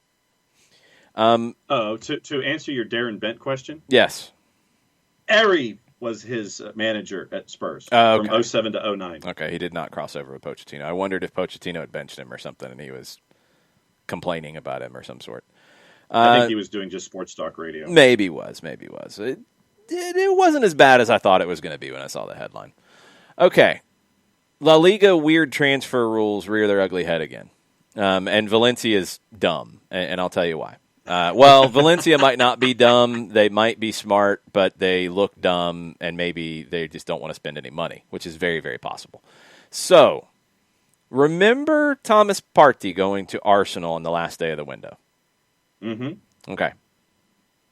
Arsenal paid the release clause to do that. So, they paid the release clause. There was no negotiation. The deal's done. They agreed to personal terms. He's gone. There's nothing Atleti can do. So, because the release clause was paid, Atletico, according to La Liga rules, were given special dispensations by La Liga to make a signing outside of the window. They have done that. They went and got Jeffrey Kondogbia from Valencia. 27 years old. He plays in a similar position. Fee is thought to be worth up to 20 million euro, including add-ons, et cetera, et cetera. Valencia could have, according to the rules, told Atleti, you want him, you have to pay the release clause. We're not going to negotiate with you. Because if they had, then they would be able to sign somebody within the league by paying a release clause, or a club would be willing to sell, which isn't very easy right now because clubs can't just replace players. But because they negotiated and said, "Well, we'll do our own deal separately. You don't have to pay the release clause. We'll take less." They don't get to sign anybody, so they've sold him, and that's it. So, like what we talked about last year with Braithwaite. Now, this is a little different because there was an injury situation in the La Liga rules at that time. That's been ruled out. But now there's this: if it's a release clause, you didn't sell the player willingly. Release clause is paid. You're able to sign a player from within La Liga in, I think, a 30-day period. I can't remember what the time frame was. So, but if you just sell that player in this situation, there's nothing you can do. That part, I think, is a change from last year. Because last year, where'd Braithwaite come from? Efforting. This is not that important. Well, but I need to know just for my own personal sanity because I'm going to sit here and figure out. Ibar. Thank you, Mataflo. Thank you, Mataflo. So he came from Ibar, and Ibar couldn't replace him. They paid the release clause. So now I guess La Liga is allowing, if you pay the release clause, you can replace him from within the league. They can't bring in an international one because FIFA transfer window is not open for Spain. But Valencia sold for less than the release clause, and now they can't go replace him. Or Elche, sorry. Mataflo had Elche. He changed it. Thank you, Mataflo. Still, thank you very much. Thank you, Mataflo, still. Saves John from pounding on the keyboard. So, yeah, there you go. Valencia, I guess, didn't want to replace Kondogbia. So they sold him for less. Leganés.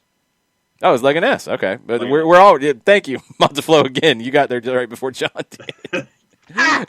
Good times. Okay. Mataflo says, story time with Jeff is my favorite thing on the internet right now as well. Good stuff. Absolutely nothing wrong with that. Katie upped her score to 6 for you today because you mentioned Mateo in your read. Sweet. Mateo is Katie's favorite. Yes. Katie said, Herrera, Rafa, Poch would all be acceptable with Jeff as a player/assistant coach. I don't think you're getting Rafa because that's a lot of money. $12 million. Poch is going to go to Inter Milan, in my mind, or maybe Manchester United. And Herrera is the most likely of those three. If I had to pick one of the three, it'd be Herrera. That's I think the most likely of those options. Katie Weaver. Okay, so we've mentioned most everything. We do have a couple of things in Germany. So you remember the book that came out a little while ago, Das Reboot? Yeah. Really good read if you have not read it. I highly recommend it. They look at how the German player development structure changed in light of some very poor performances and what led them to winning in 2014, but being successful before that as well. Well, now they're kind of looking at a Das Reboot Part 2 in some ways because the Kicker has an article, and if Bernd is out there either listening live or later, I'd love Bernd's take on it because I'm translating it from German. I'm missing some of the elements of it, but they're going to change the way the youth system is set up in a pretty big way in Germany. Fewer and fewer German talents are pushing into the Bundesliga. Youth national teams have done well. They're working on changing what this looks like. I think roughly, because their system's so different than ours, roughly they want to make games a little more regionalized. They don't want to have the league as a big national league with a lot of travel, a lot of pro rel, because they say that what happens is, I'll read, this is again translated from German. The focus should no longer be on the pure preparation for the next league game, which often leads to great pressure on the results of the players, and if the table situation is poor, to existential fears for clubs and especially coaches. It should be focused on the training of the players. It should be focused on developing players, not winning the next game to stay up. We talk about this with teams at the bottom of any league. You have to get desperate. You're focused on results rather than development. You're not going to play the young kid because you can't trust them in that game. Those kinds of things. So at a youth level, then yes, that should absolutely not be part of it. They want a more flexible schedule, better ratio of effort and income. In the new model, no U15 talent would have to travel 400 kilometers across the country for 35 minutes of playing time, which in the worst case, they would spend entirely on the bench. Yeah. So keep an eye on what Germany does here. It's a much smaller country than the United States, but I think there are some things that MLS Next should be looking at and say, okay, if they're doing it in their way, how can we make it fit our country and what we do? And I'd like to see them keep an eye on what the German system is doing. A lot of the MLS youth development and especially the coaching education has been influenced by France, which has done a great job with youth development. That's a really good place to look at, but keep an eye on what's going on with Germany. I'm intrigued by it. I want to see where it goes. One other European note, Arjen Robben has injured his groin. He won't be back for Groningen in the Netherlands until at least December. Not really a shock with an older player coming back from a retirement and the schedule that these teams are playing right now. So he is out for a good little while. A couple of things on the Twitters. Okay, what we got? Apparently, Joe Boss is trying to figure out how I came up with inverted Reese's using hashtag investigation down here. I don't know either because it doesn't make any sense. We were talking about the white chocolate Reese's that I have to send to Nick Alifi because Juventus laid an egg against Barcelona, and John for some reason called white chocolate Reese's inverted, which makes no logical sense whatsoever. No, just because there's no just because. There's no just because. No, I had it as the peanut butter on the inside that has nothing going to do to with the any outside, and that's what I'm saying. I was picturing it that way, and that was why I had it inverted. But this is what I'm saying, John. That doesn't make any sense. And I'm agreeing with you in retrospect because I was thinking that it was the peanut butter that had been taken from the inside to the outside and vice versa. That's why I had said that at the time. I'm agreeing with you. Well, I think the question is, why would you think that? Because I had seen things that were other colors and how Reese's is monkeying with things instead of just being the very basic Reese's that they are. Have you tried the outrageous Reese's Pieces candy bar, by the way?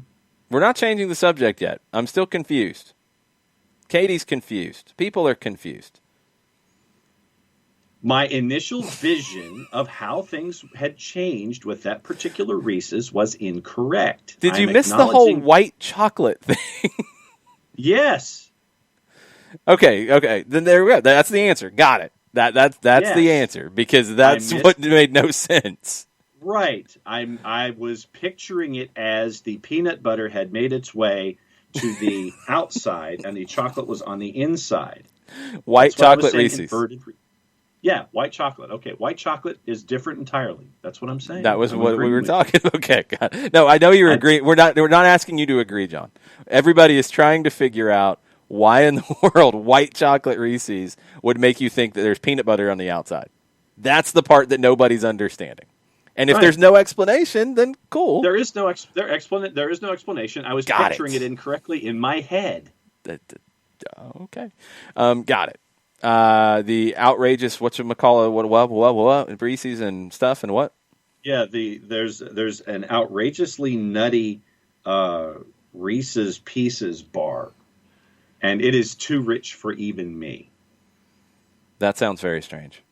Yeah, it had like Reese's Pieces on the outside of the chocolate bar, and so yeah, that was too rich for even me. I'll get it for you and put it and I'll send it to you and show you what it's like. But yeah, it was entirely too rich for even me as a candy bar. That sounds very, very strange. It was. I'm going to stay away from that.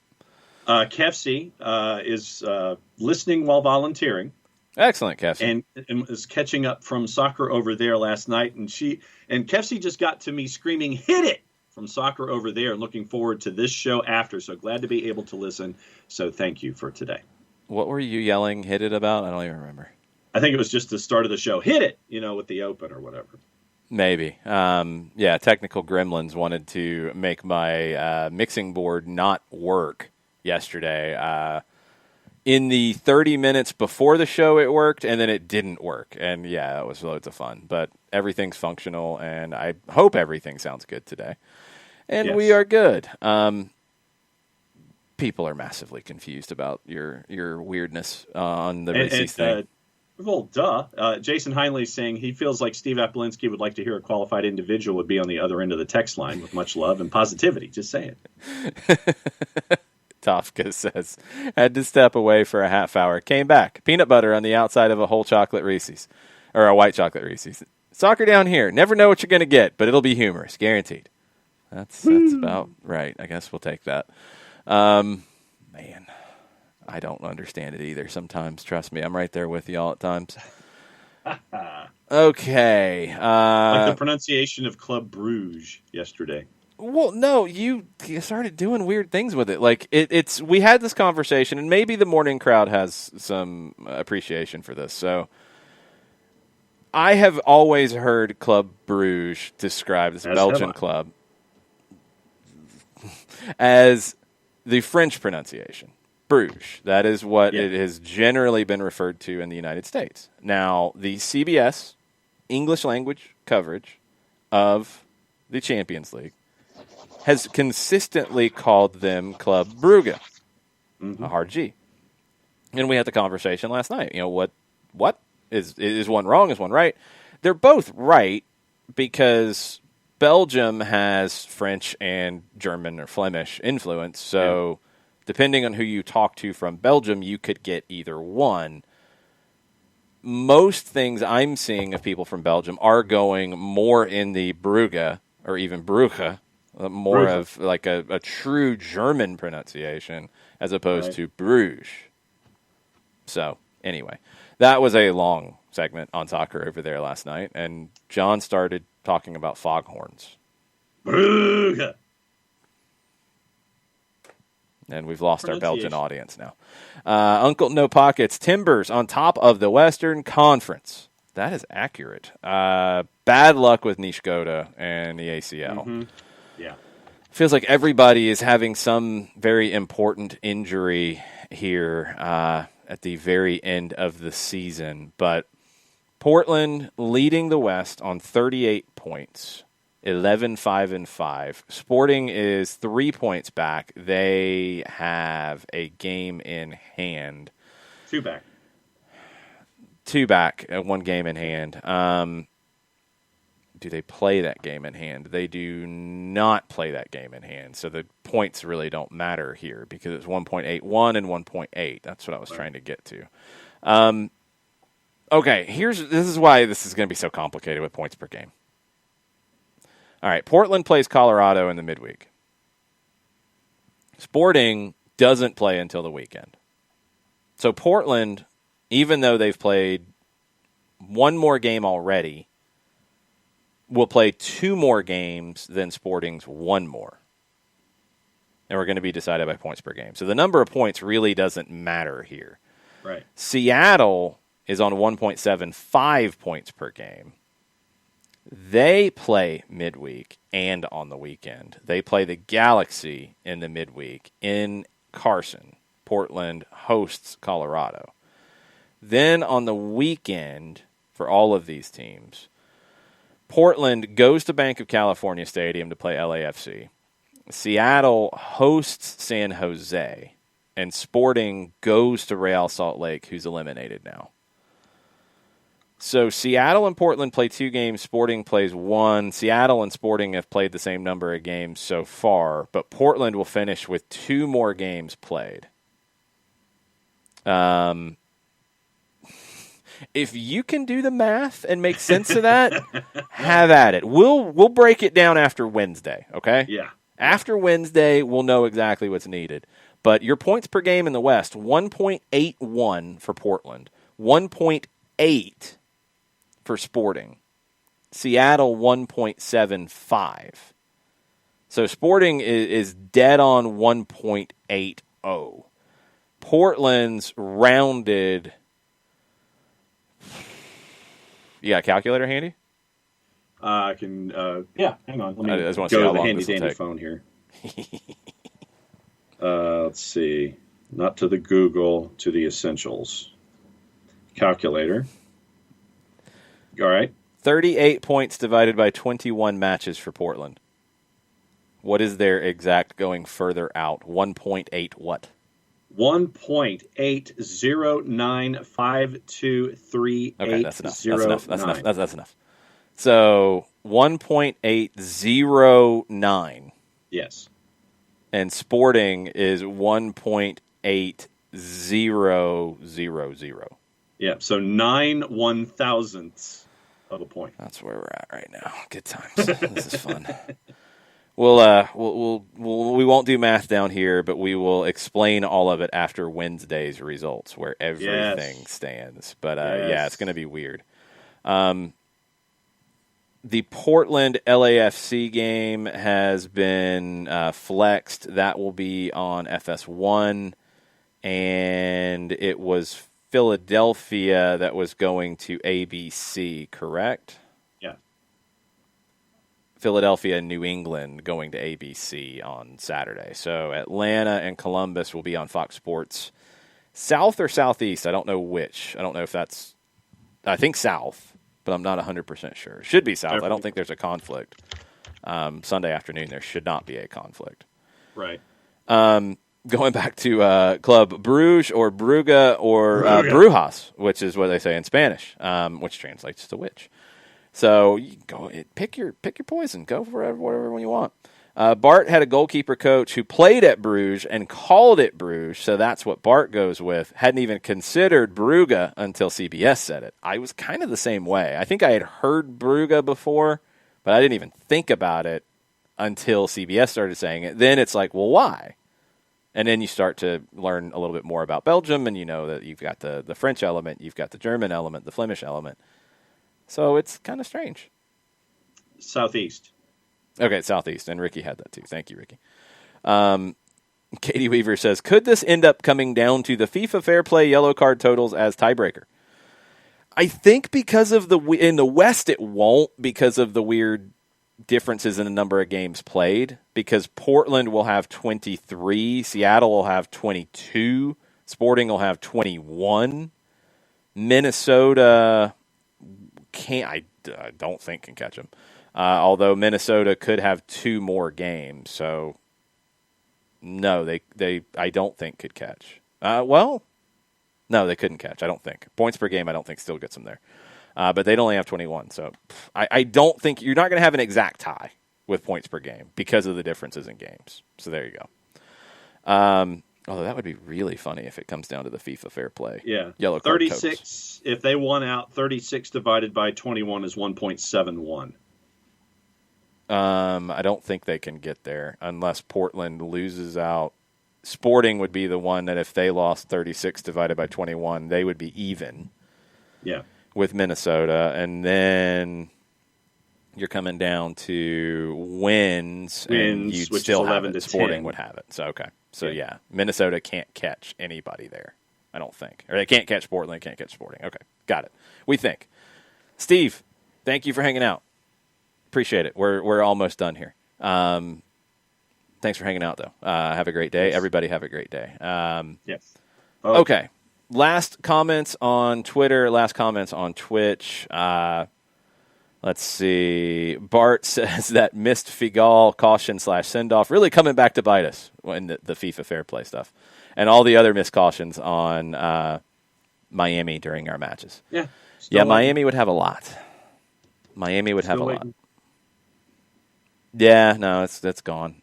Still waiting on DC to get fined, by the way, for playing an ineligible player. I mean, a team has been fined for that in this league in recent years, and it was sizable. So I'm just saying, what you doing, MLS? Disco, I've been saying what you doing for a long time. I'm done saying it. I'm tired. I'm over it. I'm over it at this point. Okay, so Swans at 2:00. Thank you, Colonel. I was about to say, what all do we got coming on the TVs today? So we have, if you are looking for distractions, you've got some soccer distractions today. Yes. So you've got 12:55, 2 Champions League matches to watch. Both could be kind of interesting, you think? I've got upsets. Well, I've got an upset win in one, and I guess a surprising draw in the other. Shakhtar hosting Borussia Mönchengladbach and Lokomotiv Moscow and Atletico Madrid.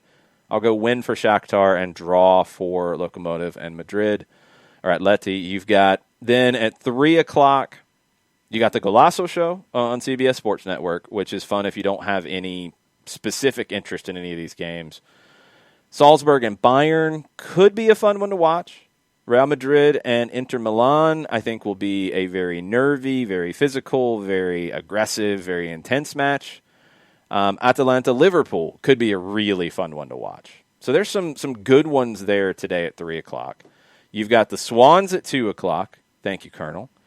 Mm-hmm. You have tonight, and I will get the kickoff time for you. You have River Plate. Thank you, AFA, for not approving stadiums in time. You have River hosting Banfield in the Argentine Copa Liga Profesional de Football at 7:00. If you really need a distraction later, and you might, River and Banfield on Fanatis, fntz.co/soccer down here. Thank you to everybody who has signed up for free trials, for subscriptions. They have been very impressed with the strength of the Soccer Down Here network. So that's been very cool. Thanks for signing up, and thanks for being part of that. River at 7:00 there. Is there any other games going on? Yes, there are. What you got there? Well, at 2:45 on the plus, it is Middlesbrough. They are the matchup at 2:45, which gives me the chance to have the subtle plug for the AFC Wimbledon that I am wearing today, because today tell the story is the debut of the new stadium. The 9,000-seater. They are now within 250 meters of their old plow lane site. And so today, in front of friends and family, very few folks, it will be the trotting out of the new stadium for AFC Wimbledon. The new plow lane, after several years of developing, actually 7 years of developing the idea from 2013. Very, very shiny. The pictures are out there. And it's very, very cool to have AFC Wimbledon with their own home, that it was theirs. Yes, and that is against Doncaster at 2:45. Yep. You can watch on iFollow. Yep. ESPN Plus has Blackburn and Middlesbrough at 2:45. Right. Swans are on iFollow. Go ahead. Tonight, CONCACAF, 8:00, Tauro from Panama against Forge FC. That one is on FS2. Tauro minus 112. Forge going on the road is basically a plus 290. Your draw is a plus 227. After that one, it is Marathon and Antigua from Guatemala at 10:15 Eastern. Marathon is a minus 103, and Antigua is a plus 257. Your draw is a plus 230. That could be a good one. You've got Copa Sudamericana as well, 5:15. Liverpool of Uruguay and Sport Huancayo. That is on BN, I think, in Espanol. Bolivar and Audax is on BN in English, I believe, at 5:15. 7:30, Tolima and Union La Calera, which could be actually a sneaky good game in Sudamericana at 7:30. So all kinds of games if you need a distraction today. And there's a lot of people who might need a distraction for different parts of the day. Me. So I will be trying to watch a lot of soccer today. Yep. Last question. Nick's had one about ESPN Plus. Have they cut back their championship coverage? I know they've generally done one in each kind of round of games. Occasionally they would pick up a second. Yeah. And depending on the day of the week and things like that. And so. Okay. I guess they pick up one in each kind of window that there is. Yeah. So sometimes it'll be multiple games a week, but it's just one in a window. They won't put up more than one championship game in a time block. Right.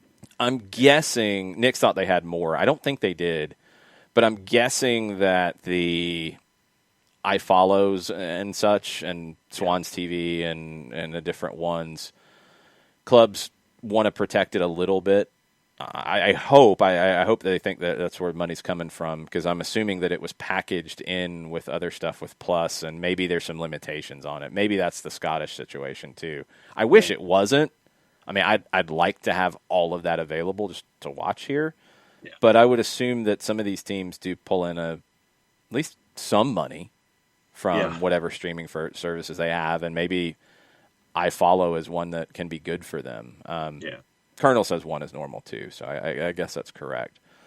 I don't know the iFollow setup. I don't know the financials of it and how it goes to the teams. I don't know if it's better than whatever ESPN Plus played or what here. So it's something that's going to have to become a bigger conversation in the game, for sure. I mean, we're seeing it with the pay-per-view situation with the Premier League, which could be scaled back after the international break, it sounds like, or prices lowered or what have you. We don't know when we're going to get full numbers of fans back in the buildings. Teams are going to be more revenue conscious than ever before. You're going to have to figure out some different ways to monetize some of this stuff. So we'll see how they handle it. I'm intrigued by that side of the business for sure. I want to see if people want to pay to watch Swansea and Brentford in the United States. It should be easy for them to do it. Yeah. And if it's Brentford's home game, then they should be able to monetize that. I'm fine with that. I have no problem with it. If it's $15, £15, $20 is high even for a Premier League game to watch on TV at home. If it was 10, there's games I might throw on. See, that's already paid for here, so I don't have to worry about that. Yes, we have Peacock, and yes, I know that frustrates people because they've changed it. It's all down to the financials again. But if I wanted to watch Huddersfield and Bristol City, let's say there's a player that Atlanta United's looking at. Let's say there's a young American there, and I'm free at 2:00. I'd like that to be easy to pull up and watch. And if it's $5 to watch it, I'd pay $5 to watch it. Yep, exactly. Like today, I may try to see how much it's going to be to watch the match with the AFC Wimbledon and Doncaster. Yeah. That stuff should be easier. Yeah, it should be easier. That's all. And especially going across boundaries of EU and Europe and the US and that kind of stuff too. Yeah, absolutely. All right. #vote. Go do your thing today. Get out there and vote. Do the thing. I will be heading to do that right now. Also, #Fuerza Diego. Fuerza Diego. Hopefully he's doing okay. And, I'm just looking at Teise right now, and you got handwritten notes outside the hospital that he's in, and it's pretty wild. I don't know if we've had an athlete like that in our country that has that kind of visceral reaction. I don't think we have. Luckily, it doesn't sound like it's serious. Physically, it's serious enough to put him in the hospital, and hopefully he is strong and gets out of there soon and is able to get back to whatever normal life he has at this point, which is not normal like you and I. But hopefully he's back on the touchline for Gimnasia soon. So get out and vote.